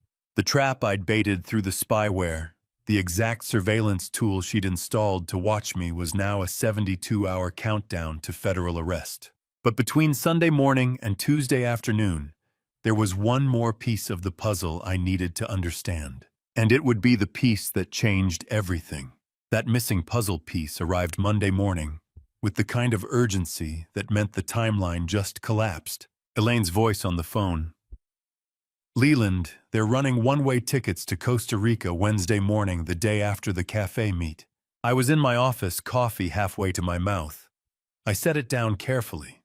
Tell me, I said. FBI travel surveillance flagged airline reservations booked late Sunday night, she said. Desmond and Simone Madden departing Denver International Wednesday, June 7th at 6:35 a.m. one-way to San Jose, Costa Rica. No return tickets. Booked under their real names. Wednesday morning. The day after they were supposed to meet Conrad Dalton at the cafe Tuesday afternoon. The plan was crystal clear: get Conrad's cash Tuesday, flee the country, Wednesday, before anyone realized what happened. If we wait too long after the Tuesday meeting, they'll vanish, I said. We need to take all three at the exchange, inside the cafe. I agree, Elaine said. But that means timing it perfectly. We let them hand over the forged check, get it on camera, then breach from both cafe entrances simultaneously. We'll have Conrad on federal forgery charges, then on conspiracy to commit bank fraud. What about Finn? I asked. If we arrest them both, who takes custody? CPS will be on standby, she said. Denver Child Protective Services. They'll take temporary custody until family placement is determined. Family placement. Meaning me. Meaning I'd be taking custody of my grandson while his parents went to federal prison. Warrants are ready, I asked. Signed this morning, Elaine said. Federal and state. Noel's coordinating with Denver Tactical. We'll have plainclothes agents inside the cafe posing as customers' cameras on every angle, audio recording. The moment that forged check changes hands, we move. Tuesday at 2 p.m., I said. That's the last window. Zero margin for error. Agreed, Elaine said. After that, they're ghosts. When I hung up, I sat very still. 29 hours. Everything I'd built, the surveillance, the bait, the coordination, came down to one cafe meeting in Denver. One moment when all three of them would be in the same room with federal evidence in their hands. Before I tell you what happened when she tried to use my own voice against me, comment A, if you think she realizes it's a trap, or B, if she's still confident. Add one reason why in 5 to 10 words. Quick note, the next part includes some adapted technical details for narrative impact. Monday afternoon, I was in my kitchen making lunch when my phone rang. The bank. Mr. Madden, this is Carol Dixon from Fraud Prevention, the voice said. Carol Dixon, the bank teller handling the call, executed the stall protocol perfectly, keeping the caller talking long enough for the AI system to lock onto the voice signature. We received a wire transfer request for $75,000. The voice authentication is flagging as synthesized. We're keeping the caller on hold per your security protocol. Simone. Using voice cloning technology, trying to steal the fake inheritance before they even got to the cafe meeting. Keep her talking as long as possible, I said. The AI scanner will pinpoint her location. Already running, Carol said. She's getting impatient, asking why the transfer is taking so long. I pulled up my laptop, logged into the bank's security interface. The AI audio frequency scanning system, the one I'd helped them design back in 2018, was already active. Red alert flashing on screen. Voice synthesis detected. Analyzing frequency signature. Geolocating source. I watched the screen. The system was doing exactly what I'd built it to do. Analyzing the digital artifacts in Simone's cloned voice. Tracking the cellular signal. Triangulating her position. 30 seconds. 45, 60. Then the coordinates appeared. 39.7392 degrees north, 104.9903 degrees west. Denver. zero point 0.3 miles from their apartment address. The AI system I'd helped them build in 2018 pinged with Simone's exact coordinates, 0.3 miles from her apartment live right now. Got her, I said to Carol. Deny the transfer. Security protocol requires in-person verification for amounts over 50,000. Copy that, Carol said. She's not going to be happy. I don't need her to be happy, I said. I need her tracked. I called Elaine immediately. Simone just tried a voice-cloned wire transfer, I said. The bank flagged it. The AI system geolocated her to coordinates 39.7392 degrees north, 104.9903 degrees west. That's 0.3 miles from their Denver apartment. She's getting desperate, Elaine said. I tried to grab the money before the cafe meeting. Smart. If the wire worked, they could skip Conrad entirely, fly to Costa Rica with clean cash. Except the system I helped design caught her, I said. The exact technology she tried to use against me. The irony wasn't lost on either of us. I'm feeding those coordinates to Denver Tactical, Elaine said. We'll have eyes on their apartment until Tuesday. I sat back in my kitchen chair. Simone had installed spyware on my computer to watch my investigation. I'd turned that spyware into bait that lured her to a cafe. She'd tried to use voice cloning technology to steal from me. I'd used the AI system I personally built to track her to within 0.3 of a mile. Every weapon she deployed, I'd already built the countermeasure. Monday evening, I made dinner. Ate slowly. Cleaned up. Checked the monitors one more time. FBI tactical units positioned in Denver. Warrants signed. Bank accounts frozen. Every piece of evidence compiled, backed up, and secured. The ceramic mug in its evidence bag. The baby bracelet with its hidden transmitter. The spyware logs showing every screenshot Simone captured. The intercepted messages to Conrad Dalton. The board was set. I woke up Tuesday at 5:30 a.m. The countdown had begun. Less than 9 hours until the cafe meeting. Less than 9 hours until I watched my son get arrested. The bracelet wasn't evidence, it was a weapon. And that realization came as I sat at my kitchen table in the pre-dawn darkness, coffee untouched, staring at my phone. The baby bracelet was still at the FBI lab, still being analyzed. But I already knew what they'd find. Simone had left it deliberately. Planted it like she'd planted everything else, the spyware, the ceramic mug, the forged documents. Every gift was a trap. Every gesture was surveillance. My phone buzzed. Claire, you're awake, she said. Couldn't sleep anymore, I said. Today's the day. Are you ready? She asked. I've been ready for 3 weeks, I said. The question is whether they'll all show up. They will, Claire said quietly. Greed always shows up. I thought about Desmond, about the son I'd raised, about the man who'd turned my grandson into an insurance policy, and my grief into a business model. Tomorrow at 2 p.m., I said. Be ready for the call. The moment they're in custody, I'll let you know. What if they run? She asked. They won't, I said. They think they've already won. That's when people make mistakes. We sat in silence for a moment. 32 years of marriage. A son we'd raised together. A grandson we'd never expected. And now this waiting for federal agents to arrest our own child. I love you, Claire said. I love you too, I said. This will be over soon. I hung up and checked my watch. 6:45 a.m. 7 hours, 15 minutes. At 7:13 a.m. my phone rang. FBI. Mr. Madden, this is Dr. Aaron Vaughn from the FBI Technical Analysis Unit, the voice said. Dr. Vaughn was 41, an FBI technical analyst specializing in surveillance equipment, and he spoke with the kind of clinical precision that came from years of taking apart devices people thought were hidden. We've completed the analysis on the infant bracelet you submitted.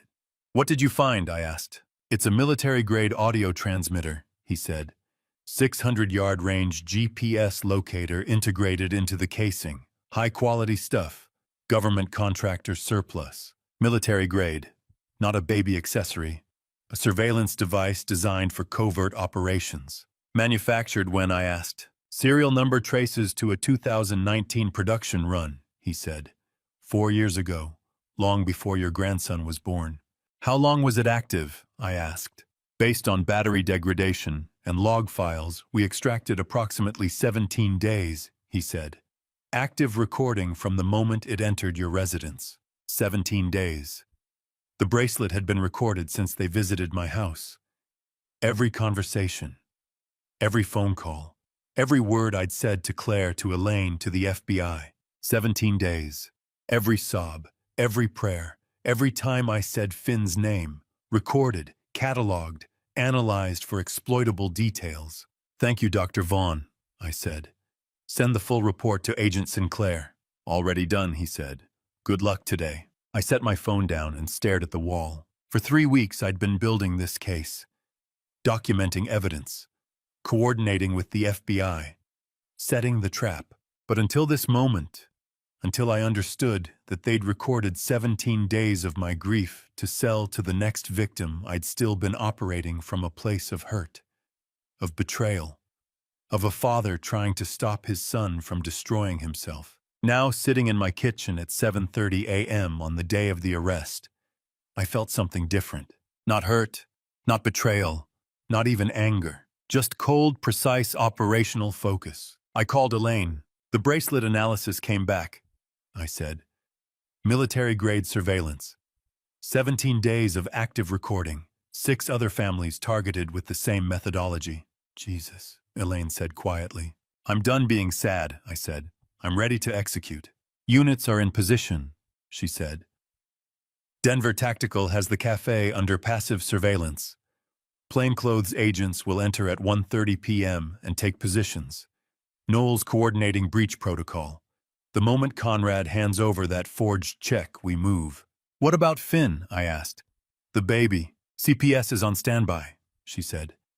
Pediatric emergency placement specialists will take custody immediately after arrest. You'll be contacted within 2 hours for family placement evaluation. Family placement evaluation. Clinical language for you'll be taking custody of your grandson while his parents go to federal prison. I'm ready, I said. 2 p.m., Elaine confirmed. Brood Awakening Cafe, Denver. This ends today. I looked at my watch. 11:47 a.m., 2 hours, 13 minutes until the cafe meeting. I pulled out my phone and texted Elaine. I'm green, let's move. Her response came 30 seconds later. All units confirmed. See you on the other side. I sat very still in my kitchen. The board was set. The trap was ready. Federal agents were in position. In 2 hours and 13 minutes, I would watch my son walk into a cafe to collect payment for forging my inheritance check. And I would watch federal agents arrest him for conspiracy to commit fraud, identity theft, and insurance fraud involving a minor. My grandson would become my son. My son would become a federal inmate. And the woman who'd planted a military-grade surveillance device in my home, disguised as a baby bracelet, would finally understand that she'd been hunting a detective the entire time. I drove to Denver, parked 3 blocks from Brood Awakening Cafe, walked to the unmarked FBI SUV where Agent Teresa Kovacs, the lead field agent coordinating the operation, was running final communications checks. She was early 40s, tactical precision, in every movement, voice calm and steady through the earpiece. 18 minutes early, I watched the cafe door like an investigator keeps eyes on a crucial stakeout. All units in position, Teresa said into her comm. Subjects expected at 1:50 p.m., breach protocol green, CPS standing by for minor custody. I sat in the back seat of the SUV watching the cafe through tinted glass. 4 FBI agents were already inside posing as customers. 2 at the counter, 2 at separate tables. Body cameras are active. Audio recording live. Noel's Denver PD unit staged 2 blocks away. Backup if things went wrong. Everything was ready. Vehicle approaching, Teresa said. Honda Accord Colorado plates match registered vehicle. I watched Desmond's car pull into a parking spot across the street. Saw him get out. Saw Simone emerge from the passenger side. Saw her open the back door and lift out a car seat carrier. A baby, Teresa spoke into her comm. Confirm visual information on infant. Running facial recognition. 30 seconds. 45. Affirmative, the response came through. An infant boy approximately 5 months old. Registration confirms the child registered under their names recently. This is the baby they are using as financial collateral. She'd brought her own child to use as a prop, to recreate the exact emotional optics of a grieving family, to make the scam look legitimate if anyone was watching. They're using the baby as cover, I said quietly. Teresa nodded. Exploitation of a minor, that's another federal charge. I watched them cross the street. Desmond pushed the stroller. Simone walked beside him, calm and composed. They looked like any young family meeting someone for coffee. They entered the cafe at 1:52 p.m. Inside, through the body camera feeds streaming to Teresa's laptop, I saw Conrad Dalton already seated at the corner booth. Mid-50s, silver-rimmed glasses, briefcase on the table. Money launderer and document forger who'd spent 20 years routing stolen funds through shell companies. Desmond scanned the room. His eyes moved over the FBI agents without recognition. He gave Simone a small nod. All clear. They approached Conrad's table, sat down, positioned the stroller between them and the wall. Audio active, Teresa said. I could hear everything through the body camera feeds. The cafe background noise, the espresso machine, low conversation. Then Conrad's voice. You have the information. Desmond slid a thumb drive across the table. Bank routing numbers, account access codes, security questions. Everything you need. Conrad pocketed the drive. Slide a manila envelope across the table in return. Simone opened it, extracted a check, held it up to examine under her phone's flashlight. The body camera zoomed, high-definition capture of every detail. My signature, my account number. $75,000 made out to Desmond Madden. Forged so perfectly, even I would have cashed it. Wire clears Friday, Simone said, studying the watermark. You get 20%. Caymans or Singapore? Conrad asked. Costa Rica, Simone said. Wednesday flight. They were planning to cash the forged check, wire the money to Conrad, take their cut, and flee the country in less than 24 hours. That's my retirement account, I said to Teresa. The routing number, that's my actual account. We have it on camera, Teresa said. Conspiracy to commit bank fraud, identity theft, forgery, all three of them. 2:03 p.m. The check passed from Simone to Desmond. He tucked it into his jacket pocket. Breach in 30 seconds, Teresa said into her comm. All units confirm. I watched the body camera feeds. FBI agents at the counter stood smoothly. The two at tables moved into position. 8 months. 8 months to get to this 10-second takedown. 2:07 p.m. Federal agents, hands visible, nobody moves. The cafe erupted.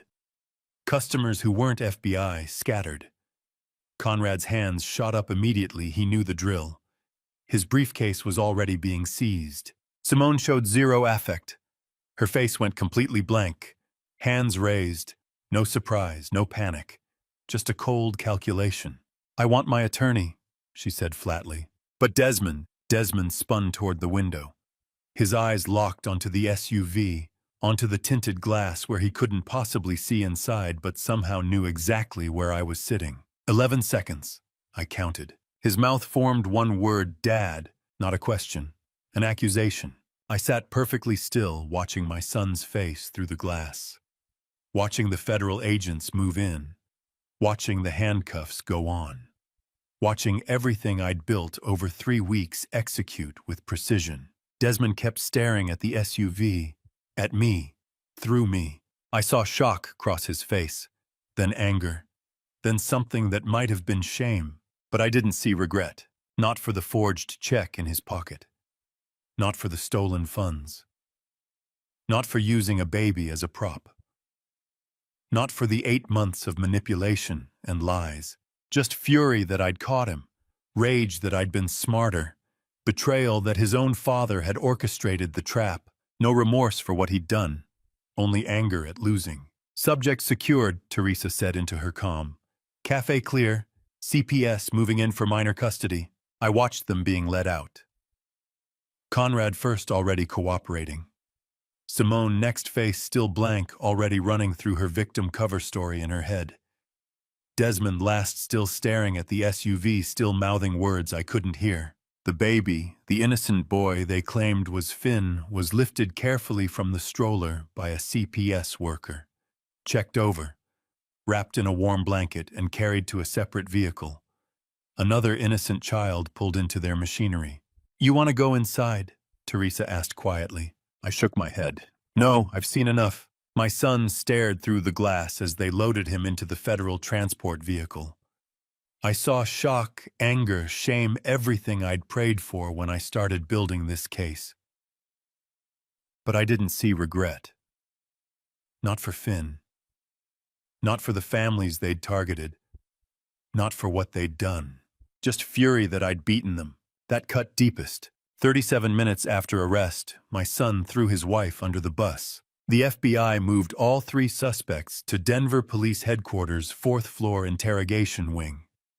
Agent Kovacs led me to an observation room with monitors showing 2 separate interview suites, Desmond on the left screen, Simone on the right. Both had attorneys. Both looked composed. That lasted 90 seconds. She coded everything, Desmond said, leaning forward with hands flat on the metal table. His attorney touched his arm in warning, but he shook her off. I didn't know it was a fraud until March. By then we were in too deep. On the right monitor, Simone was already crying. Real tears this time, not the practiced grief from the hospital. He coerced and threatened me when I refused to help. Look. She slid her phone across the table to the FBI interrogator. Agent Kyle Brennan, former NYPD detective, turned FBI interrogation specialist, picked up the phone and studied it for 3 seconds. Your bruise photos are stock images from a 2019 Ukrainian abuse site, he said flatly. Next lie. Simone's tears stopped like someone flipped a switch. Beside me, Agent Kovacs opened a tablet showing a split-screen comparison. Simone's phone photos beside the original stock images with metadata timestamps. Pixel-perfect matches. They practiced this, Kovacs said quietly. Separate betrayal narratives in case of arrest. Each positions themselves as the victim, the other as the architect. How long did you know? I asked. Day 2 of surveillance. Standard criminal partnership exit strategy. First one to flip gets the better deal. Neither realizes we've got them both cold. On the left screen, Desmond's attorney whispered urgently in his ear. He pulled back, addressing the camera directly, as if he knew I was watching. My father will understand, he said. He was a cop. He knows how these things spiral. 28 years I'd worn the badge. 28 years teaching him that justice meant accountability, that the law protected the innocent. And he thought I'd understand fraud, identity theft, exploiting family tragedies for profit. Kovacs touched my shoulder once, brief and grounding, then stepped out. For the next 40 minutes, I watched my son and his wife systematically destroy each other. Desmond produced bank statements showing Simone's name on the Costa Rica property lease. Simone countered with email chains proving Desmond purchased the voice cloning software. Both claimed the ceramic mug, the one with my fingerprints they'd forged onto hospital documents, was the other's idea. Agent Brennan let them talk occasionally, sliding exhibits across the table. 22 forensic reports total. Bank transfer logs with both their digital signatures. Voice clone metadata showing Desmond's laptop as origin point. Conrad Dalton's signed testimony detailing their 3-year partnership, complete with dates, dollar amounts, and photographs. But the exhibit that finally answered the question burning in my chest, where that innocent baby had come from, was the confidential report from the social worker. The baby isn't a stranger, Leland, Agent Kovacs said, her voice softening as she pointed to a birth record on the screen. His real name is Leo. He's the son of Simone's younger cousin, a 19-year-old single mother outside Denver who was struggling with severe postpartum depression. In April, when the cousin realized she couldn't care for him, Simone offered to take him in under the guise of family charity. In reality, your son and Simone immediately used the boy's physical existence to impersonate your deceased grandson, setting up the $500,000 insurance scam to clear Desmond's Kyo-back debt. The cousin had no idea she was handing her child over to a criminal syndicate. The others involved fabricated medical files and online fundraising campaigns. Grieving families started fundraising, and your son and daughter-in-law offered to manage the accounts just to drain them. Yours was the first time they tried a full insurance identity swap. How much recovered? Conrad's Cayman account had $107,000 when we froze it this morning. Down payment on restitution. The rest is scattered across crypto wallets and shell corporations. We'll get some back. Not all. On the monitors, both interrogators presented identical plea offers: full confession, victim testimony, cooperation on asset recovery in exchange for reduced sentences. The deals would expire in 48 hours. Desmond's response was immediate. I'm not testifying against her. We're done talking. Simone said nothing, just stared at the wall with the empty expression I'd seen on suspects who'd already checked out of their own lives. The interrogations ended at 4 p.m. Kovac walked me downstairs to the first-floor waiting area, where a woman in her late 30s sat with a tablet and a car seat. She had the calm, worn competence of someone who'd navigated years of family crises. Mr. Madden, this is Rebecca Morrison, CPS lead caseworker, Kovac said. Rebecca stood, extending her hand. He's 5 months old. Both custodial guardians are now in federal custody.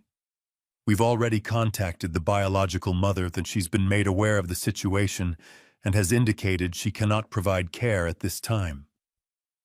Given your connection to this case and your son's role as the child's registered guardian, you're our first family placement contact. That's when I saw him. Baby Finn asleep in the car seat, one tiny fist pressed against his cheek. Same dark hair as his brother. Same nose. He looked nothing like Desmond. 8 months of rage surveillance, calculated trap setting, cold professional distance, all of it dissolved. This wasn't Desmond's son in any way that mattered. This was a child born into a criminal enterprise used as a prop in fraud schemes insured for $500,000 like inventory. And he was innocent. The tears came quietly, surprising me. I'd cried at the first infant's memorial service, the real Finn, the grandson I'd held for 6 weeks before SIDS took him in March. But I hadn't cried since. Not when I discovered the fraud, not during surveillance, not watching Desmond's arrest. I'd locked it all down, focused on the case. Now holding this baby who carried my dead grandson's name, I couldn't stop. What will you tell him when he's older? Rebecca asked gently. The truth, I said. But not today. She made a note on her tablet. DNA testing is ordered standard procedure in cases involving questioned paternity. Results in 2 weeks. That's when I understood. Desmond might not be this child's biological father. Simone's betrayal ran deeper than fraud. I held Finn against my chest, feeling his heartbeat steady and trusting. He knew nothing about his parents' crimes, about the brother who died, about the families destroyed in his name. Good. He never needs to. But someone would have to tell Claire. Paperwork made it real. I was now custodian of my son's son, funded by my son's illegal scheme. Rebecca Morrison had driven us from the CPS intake room to the FBI Denver field office, 6th floor victim services wing. It was 6:47 p.m. Finn slept in a borrowed car seat while I signed restitution forms across a conference table that smelled of burnt coffee and industrial cleaner. Brennan, who had spent the past 2 hours methodically dismantling their defenses in the interview room, now handled the victim restitution processing. And he sat across the conference table, his uniform slightly rumpled, sliding the asset forfeiture reports toward me with a look of grim empathy. And custody of his son, Elaine said quietly. I looked at Finn, still asleep, one small fist curled against his cheek. She wasn't wrong. Elaine opened another file. Conrad Dalton accepted a 20-year plea deal this afternoon. Full testimony against Desmond and Simone, asset forfeiture cooperation, on identifying the other victim families. His attorney's smart, Conrad's the only one who might see daylight before 70. What about Desmond and Simone's tickets? I asked. The Costa Rica flights. Elaine hesitated, then pulled up a document on her tablet. Do you really want to see this? Yes. She turned the screen toward me. 2 airline confirmations. Desmond Madden. Simone Madden. One way to San Jose, Costa Rica, departing June 3rd, 2 days after they'd planned to cash the forged $75,000 check. 2 adult tickets. No infant fare. No baby seat reservation. They were going to leave him. The words on the screen blurred. I'd known they were criminals, fraudsters, people who'd weaponized their own son's death for profit. But this was abandonment with a one-way ticket and a burner phone leaving a 5-month-old baby to become a ward of the state while they sipped cocktails on a beach 1,200 miles south. CPS would have taken custody within 72 hours of their disappearance, Elaine said. We found the tickets during the arrest warrant execution. That's why Rebecca Morrison was already on standby. I signed the restitution form without reading the rest. My hand was shaking. By 8:15 p.m., Rebecca had helped me check into a Quality Inn 3 blocks from Denver Police Headquarters. Room 318. 2 double beds, a microwave, and a view of the parking lot. She'd brought emergency supplies from CPS formula diapers, a portable crib that folded out like a camping tent, and a 4-page instruction sheet printed in 8-point font. He eats every 3 to 4 hours, Rebecca said, demonstrating the bottle warmer. Test temperature on your wrist. Call me if you need anything. I mean that. She left at 8:47 p.m. Finn woke up screaming at 11:32 p.m. I'd caught serial murderers. I'd dismantled drug trafficking operations across 4 states. I'd testified before federal grand juries without notes, and I could not for the life of me operate a bottle warmer. The formula was too hot, then too cold, then too hot again. Finn refused it, wailing with the single-minded fury of someone who knew exactly what he wanted and couldn't understand why the adult holding him was incompetent. Formula everywhere on my shirt, the bedspread, the instruction sheet that might as well have been in Mandarin. Your grandmother would know what to do, I muttered to the screaming baby. I just know how to find people who don't want to be found. At 12:14 a.m. I called Claire. She answered on the second ring, her voice thick with sleep and worry. Leland. What's wrong? He won't eat. I've tried 3 times. Test the temperature on your wrist. Your wrist, Leland. I pressed the bottle nipple against my wrist, scalding. It's too hot, I said. Run it under cold water for 20 seconds. Not the formula, the bottle. Then try again. I did. Test it again. This time it felt body warm, barely noticeable. Finn latched on immediately, his cries stopping like I'd flipped a switch. The sudden silence was stunning. Okay, I whispered into the phone. Okay, there we go. Good boy. Claire's exhale was audible across the line. You've got this. I don't, I said honestly, but I'm trying. We stayed on the phone for 40 minutes while Finn finished the bottle, while I figured out how to burp him without dropping him, while I changed a diaper that required architectural precision I hadn't used since dismantling evidence boards. Claire's voice stayed steady, patient, walking me through each step.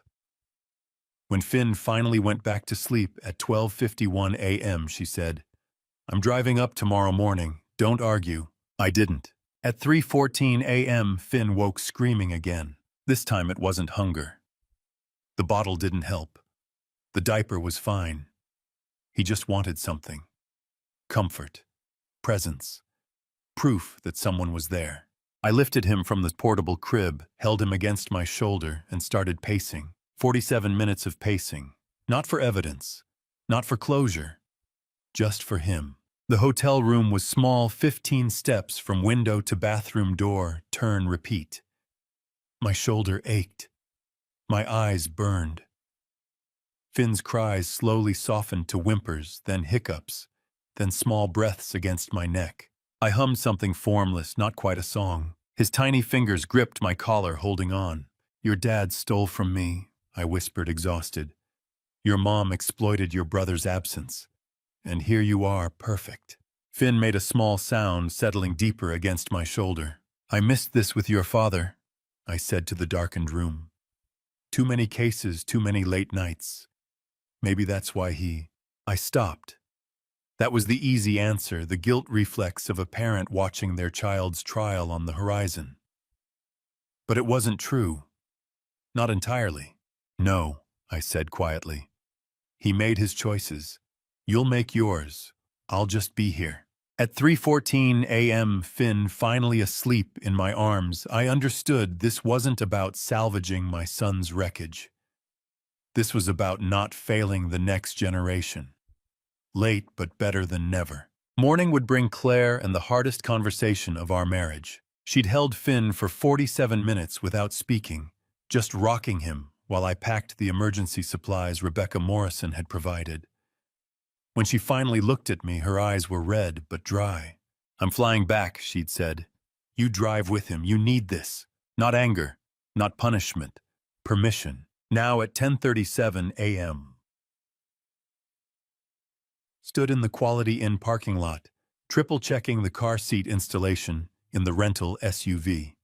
The base clicked into place with the same satisfying certainty as loading evidence into a case file. Rebecca's instruction sheet was laminated. She'd thought of everything. Formula diapers, backup bottles, a blanket that smelled faintly of fabric softener and institutional efficiency.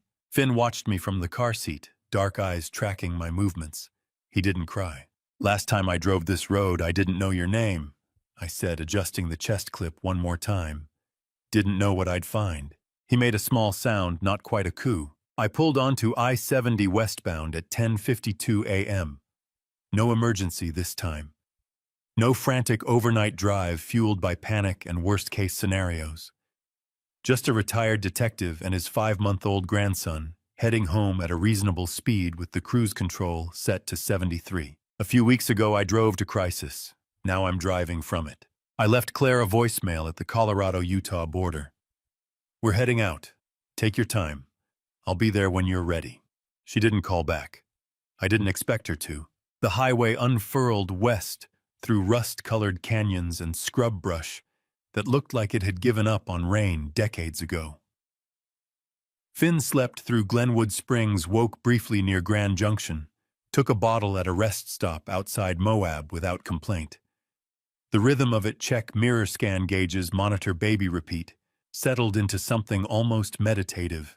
Mile marker 304 appeared just past the Utah-Arizona border. Same rest stop where I'd pulled over a few weeks ago, sobbing into the steering wheel after the hospital had turned me away. The building looked identical, faded beige concrete vending machines, behind scratched plexiglass families, stretching their legs before the next highway segment. I kept driving. Somewhere around the Arizona border, my mind started doing the math it had been avoiding since the arrest. Timeline archaeology, the kind of obsessive accounting that used to drive Claire crazy during active investigations. I replayed the timeline in my head. January was the funeral of the real Finn. February was when Simone sent the ceramic mug to steal my print. May 15th was the drive through the snowstorm and the forgery at the hospital. June was the discovery of the bill, the FBI intervention, and finally the arrest. 164 days from devastation to custody. Cost everything I'd saved over 30 years, one son sitting in federal custody, one marriage barely breathing. Gained the baby sleeping in the rearview mirror. Your dad called me obsessive, I said to Finn, who was awake now staring at the sunlight patterns on the ceiling upholstery. Maybe I was, but I got you out.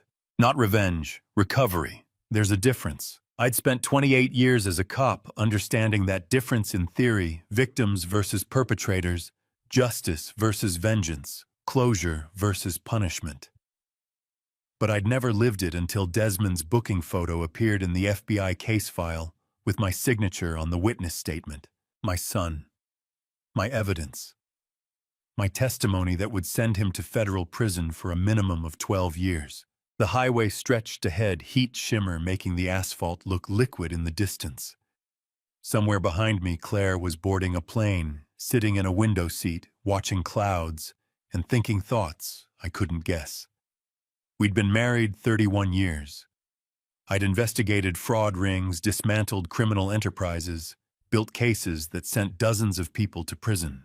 And I had no idea if my wife would still be wearing her wedding ring when I pulled into the driveway. Finn made a wet sound, spitting up slightly onto the blanket Rebecca had tucked around him. I'd need to change that at the next stop. Add it to the list of skills I'd learned in 3 days: bottle temperature, diaper architecture, burping angles. The specific cry that meant hunger versus the one that meant loneliness. Skills I'd never learned with Desmond. Too many case files. Too many late nights. Too many times choosing the investigation over the bedtime story, the stakeout over the school play, the closing argument over the family dinner. Could a man who failed his son succeed with his grandson? The question sat in my chest like a stone. No answer came.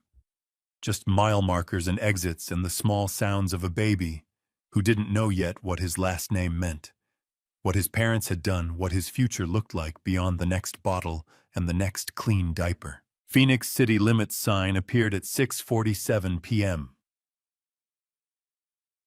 Backlit by sunset that turned the desert copper and gold. Finn woke, babbled softly at the changing light, didn't cry. Just made the small observational sounds of someone noticing the world was different now. That's home, I said, taking the exit toward our neighborhood. You're home now. If we do this right, the house would be different. Not the shrine to loss it had become after Desmond cut off contact. Not the evidence staging area it had been during the investigation. Not the empty silence it had been the morning I drove to Denver a few weeks ago. Claire and I had to decide: raise him ourselves, or find him a family that wasn't built on fraud and broken trust, and a son awaiting trial for exploiting his own child's death. But tonight he was ours. The street looked the same: desert landscaping, tile roofs, houses set back from the road, with gravel yards and saguaro cacti standing sentinel. Our driveway appeared on the left, the porch light already on, even though the sun hadn't fully set. Claire's doing. She'd beaten me home. I checked the rearview mirror. Finn sleeping, tiny fist clutching the blanket Rebecca had packed. No answers yet about custody, about Claire, about whether we could survive this. But he was safe. That was enough. The hard part would be explaining it all to Claire. Claire signed first, then slid the guardianship papers across the table to me. We'd talked for 3 hours the night before, Finn asleep between us on the guest bed. Neither of us trusted him to sleep alone in yet. She'd cried. I'd cried. We'd said things that needed saying about absence and obsession, and the 31 years we'd built that Desmond had nearly destroyed. But we were still here, and so was Finn. Now Friday morning, June 24th, we sat in Diane Thompson's office, a Phoenix family law attorney in her early 50s who specialized in emergency guardianship cases involving incarcerated parents. Her walls were covered with children's drawings and court certifications in equal measure. Emergency custody is temporary, Diane said, organizing documents into 3 stacks with the practiced efficiency of someone who'd done this hundreds of times. Permanent guardianship requires home study, financial review, psych evaluation. The court wants proof you can provide stable care long-term. Finn sat in Claire's lap, gripping her necklace with the determined focus of a 5-month-old who'd discovered shiny objects. He didn't cry. He rarely cried anymore, as if he'd used up his lifetime allocation in the first week we'd had him. How long? Claire asked. 3 to 4 weeks for the evaluation. Court date mid-July if everything clears. I signed where Diane indicated my signature, looking strange next to Claire's flowing script. 30 years of police reports had turned my handwriting into block capitals and abbreviations. Claire still wrote like a teacher, which she'd been before Desmond was born. Martin Crawford will conduct your home study, Diane continued. He'll interview you separately together and observe you with Finn. Be honest. He's looking for capacity, not perfection. Martin Crawford arrived at our house July 2nd, a court-appointed evaluator in his mid-40s, with a child welfare background and a tablet that tracked every answer we gave. He had the calm, watchful demeanor of someone trained to spot lies in desperate people's eyes. He interviewed Claire first in the living room, while I gave Finn a bottle in the kitchen, just out of earshot. When it was my turn, Martin's first question was direct. "Can you raise your grandson after your son's crimes?" "Yes," I said. "Why?" "Because he's innocent. Because someone has to. Because I failed once and won't again." Martin made notes, his stylus moving steadily across the tablet screen. "Your wife said something similar. She's been attending grief counseling since June. She told her therapist that managing the trauma of what Desmond did was the hardest thing she's ever faced. Did you know she felt completely hopeless back in the spring?" The words hit me like a fist. While I was focused entirely on tracking the financial fraud, my wife was silently drowning in despair. March, the same month I'd discovered the fraud. "No," I said quietly. "I didn't know. She's stable now." The counselor confirmed it. "But you should talk to her." We did that night. Claire told me about the darkest nights in April, the moments she felt she couldn't carry the weight anymore in May, the moment Finn arrived and gave her something to protect instead of something to mourn. "I already lost one Finn," she said, her voice steady in a way that meant she'd practiced this. "I won't lose another." The transition from temporary emergency custody to permanent adoption didn't happen in a courtroom. It happened in a quiet coffee shop 3 weeks later, sitting across from Simone's younger cousin. She was a frail 19-year-old girl with hollow eyes. "I can't give him what you can, Mr. Madden," she had whispered, her tears falling onto the table. "I'm drowning with postpartum depression. When Simone took him, I thought he'd have a wealthy home. I didn't know he was collateral for a loan shark. Please, let him stay with you. Let him have the life they promised him." She signed the voluntary relinquishment forms that afternoon. She just wanted her son safe from the shadows her family had cast. Finn's first word came September 3rd, "Dada." He was pointing at me. Claire laughed, tears streaming down her face, and corrected him. "Grandpa, that's Grandpa." But he kept saying it, delighted by the sound, by our reactions, by the power of making noise that meant something. October brought first steps 3 wobbling paces from the couch to my hands, before he collapsed, giggling into my arms. Claire captured it on her phone, played it back 6 times, then texted it to her sister with a message I saw over her shoulder. "He'll never remember his parents. Is that mercy or tragedy?" I answered later that night, holding her while Finn slept in the nursery we'd converted from Desmond's old room. "Both," I said. "Always both." By November, our little boy was pulling himself up on every piece of furniture he could reach, toddling 2 steps before sitting down hard and looking surprised at himself, and smashing his first taste of birthday cake into his hair with the focused determination of someone discovering a new skill. Claire took 47 photos, her laughter filling the house for the first time in years. Desmond sent nothing. No birthday card. No letter. No collect call from federal detention requesting to speak to his son. 6 months. Not one word from Desmond. He chose silence. December 14th, 2023. I flew back to Denver alone. Claire stayed with Finn. Neither of us thought Desmond deserved to take both of us away from the baby, even for a day. U.S. District Court, downtown Denver, courtroom 4. I sat in the gallery 3rd row back, wearing the suit I'd worn to the memorial service 11 months earlier. It still fit, barely. Judge Sandra Reynolds presided, U.S. District Court judge in her mid-60s, with 23 years on the federal bench, specializing in white-collar fraud and conspiracy cases.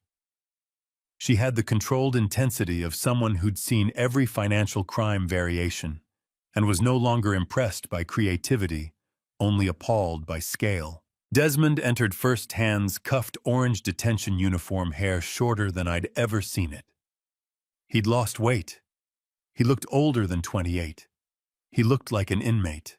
Simone followed, same uniform, same posture. shoulders back, chin up, the performance of dignity in someone who'd weaponized performance for profit. Judge Reynolds read the charges: conspiracy to commit wire fraud, identity theft, elder financial exploitation, wire fraud across state lines.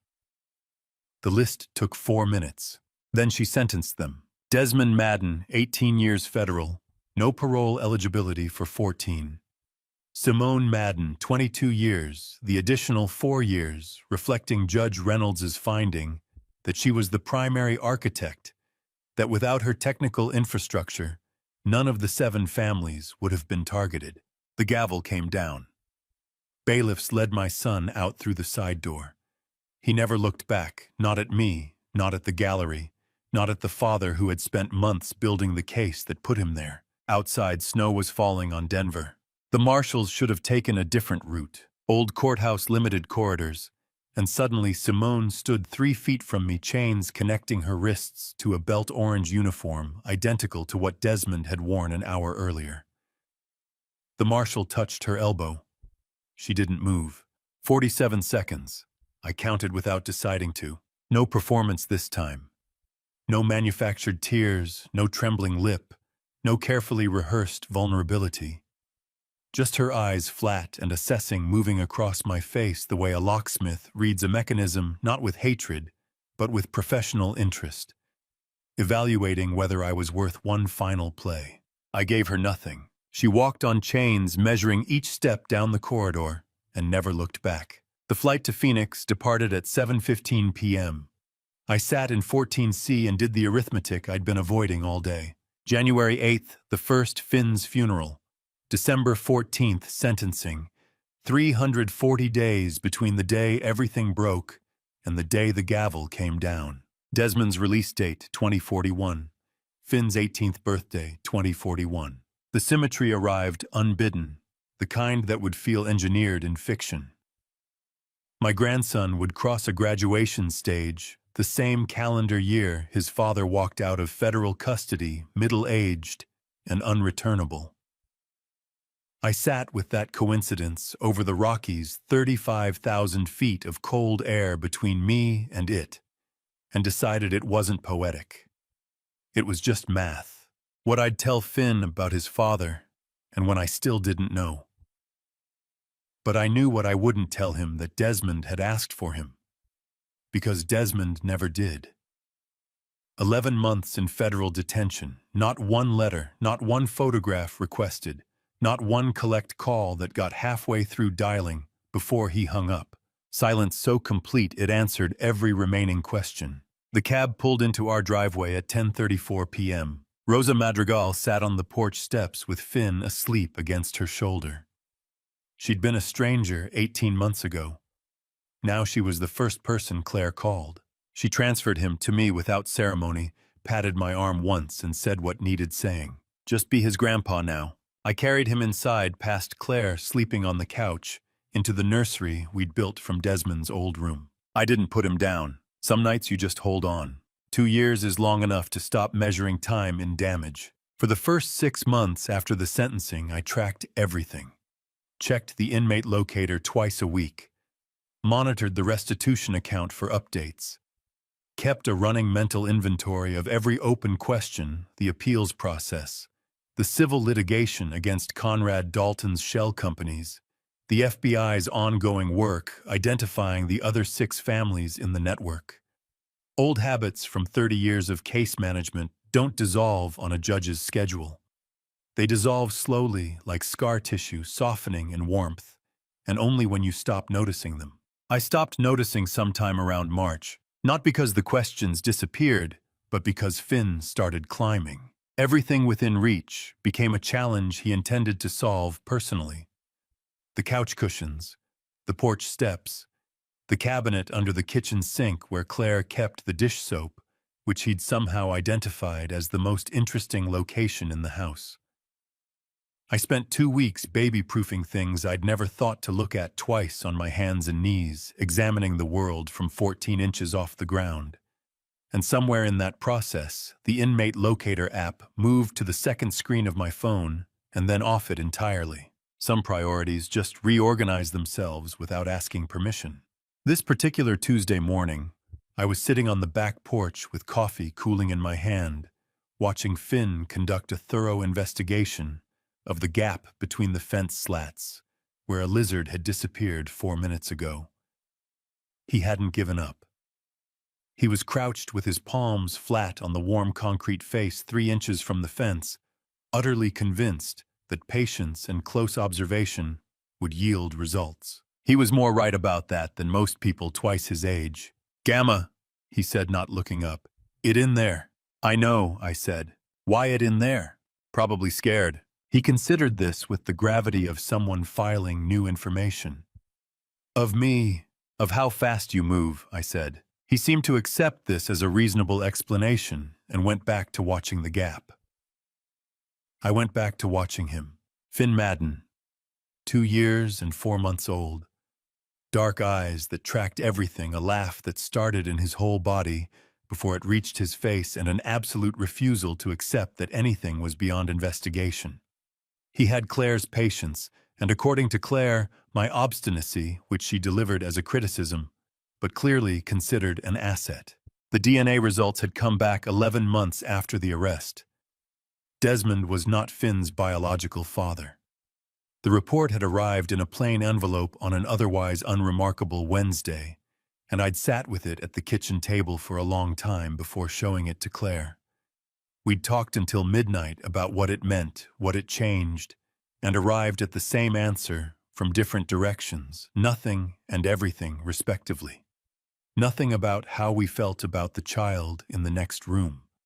Everything about what we eventually owed him in terms of truth. That conversation was still years away. There was no urgency to it anymore. Finn wasn't going anywhere.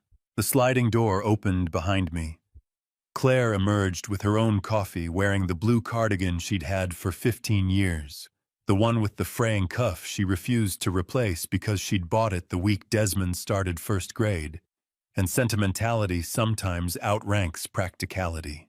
She settled into the other porch chair without ceremony, the way people do when they've shared a space long enough to stop announcing themselves. We sat in comfortable quiet and watched Finn watch the fence. "He's been at that for 20 minutes, she said.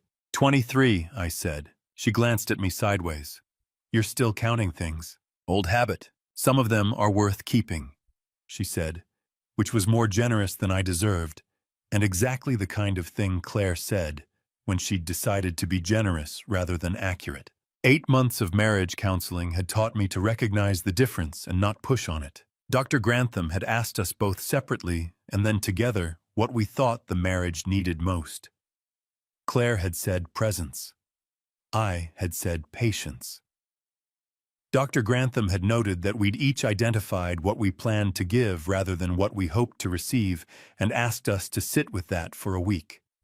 It was the most uncomfortable assignment either of us had received since graduate school, and also the most useful. We were still sitting with it in the best possible sense. Some conversations don't conclude, they just deepen. Rosa appeared at the fence gate around 10:30, the way she appeared most mornings, when she heard Finn in the backyard, with garden gloves tucked in her pocket, and no stated reason for being there. She'd become the architecture of our daily life without any formal agreement. The person who held Finn when Claire needed both hands, who left containers of soup on the porch during the weeks when the legal paperwork piled up and cooking felt impossible, who simply existed nearby, with the steady reliability of someone who understood that recovery is primarily a logistical problem. "Morning," she said, letting herself through the gate. Finn abandoned the fence investigation and ran to her with the complete confidence of a child who has never once been turned away. She caught him, swung him once, set him down with the practiced ease of someone who'd raised 4 children and still had the muscle memory. "Lizard," he told her urgently. "In the fence. In there," he pointed. "Gamma says it's scared." "Gamma's right," Rosa said, crouching to his level. "Lizards like small spaces. Makes them feel safe." Finn turned this over. "Where's my small space?" Rosa looked up at me over his head with an expression that said, "Your move." "Right here," I said, patting my chest. This is your small space. He thought about this with genuine philosophical seriousness. Then he climbed into my lap without asking, settled his back against my chest, and resumed observing the fence from the new elevation. Rosa smiled, stayed for coffee. The morning continued the way mornings had been continuing for months now, slowly, warmly, without the jagged vigilance that had defined the previous year. The guardianship order had been made permanent in October, 7 months after the arrest, following a home study, 2 psychological evaluations, a financial review, and a court date that lasted 45 minutes, and ended with a judge signing a document that made official what had been functionally true since the night I'd paced a hotel room in Denver, trying to remember how bottle temperature worked. Finn was ours. His birth mother, Simone's 19-year-old cousin, the young woman who'd handed her son to people she'd trusted and had no way of knowing where criminals had signed voluntary relinquishment 3 weeks after the arrest. Rebecca Morrison had arranged a meeting between us at a coffee shop, and the young woman had sat across from me with red eyes and steady hands and said she needed to know he'd be safe.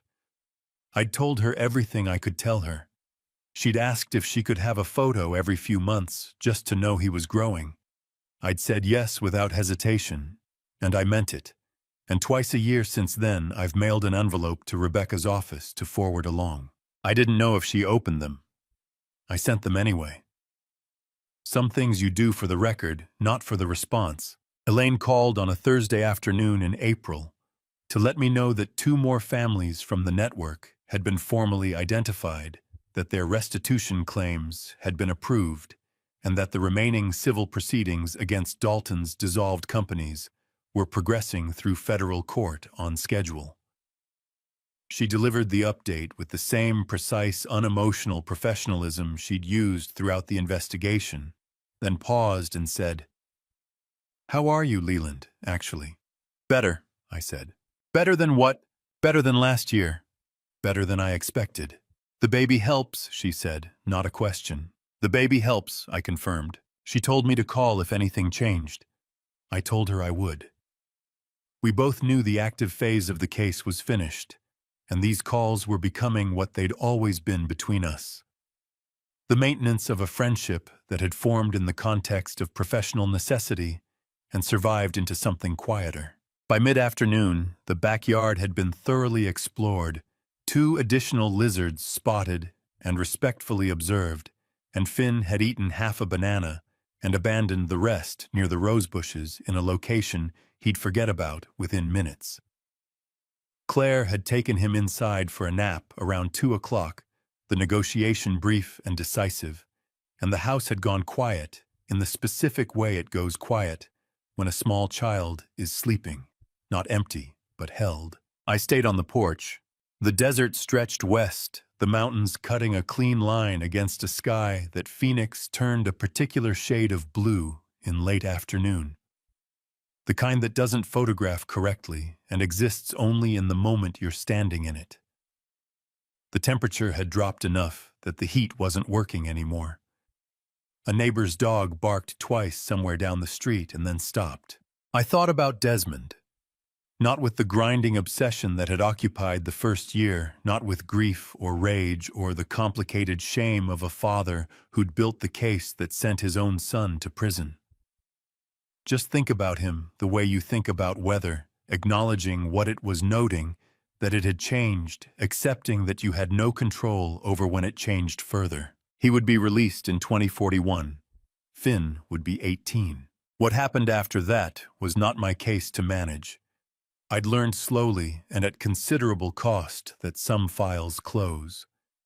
That the job of protecting the living is different from the job of prosecuting the past, and that I could only do one of them now.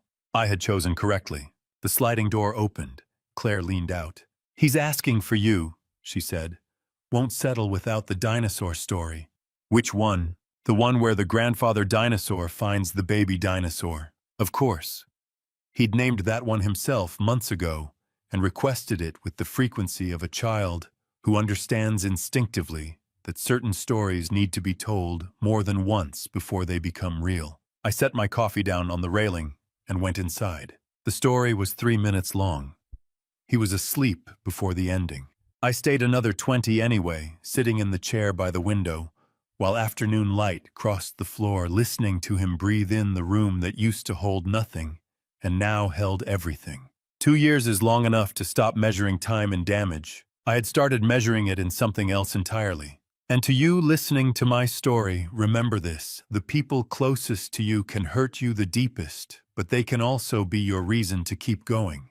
Those late nights, those missed dinners, those cases I chose over Desmond's childhood, they created the distance Simone exploited.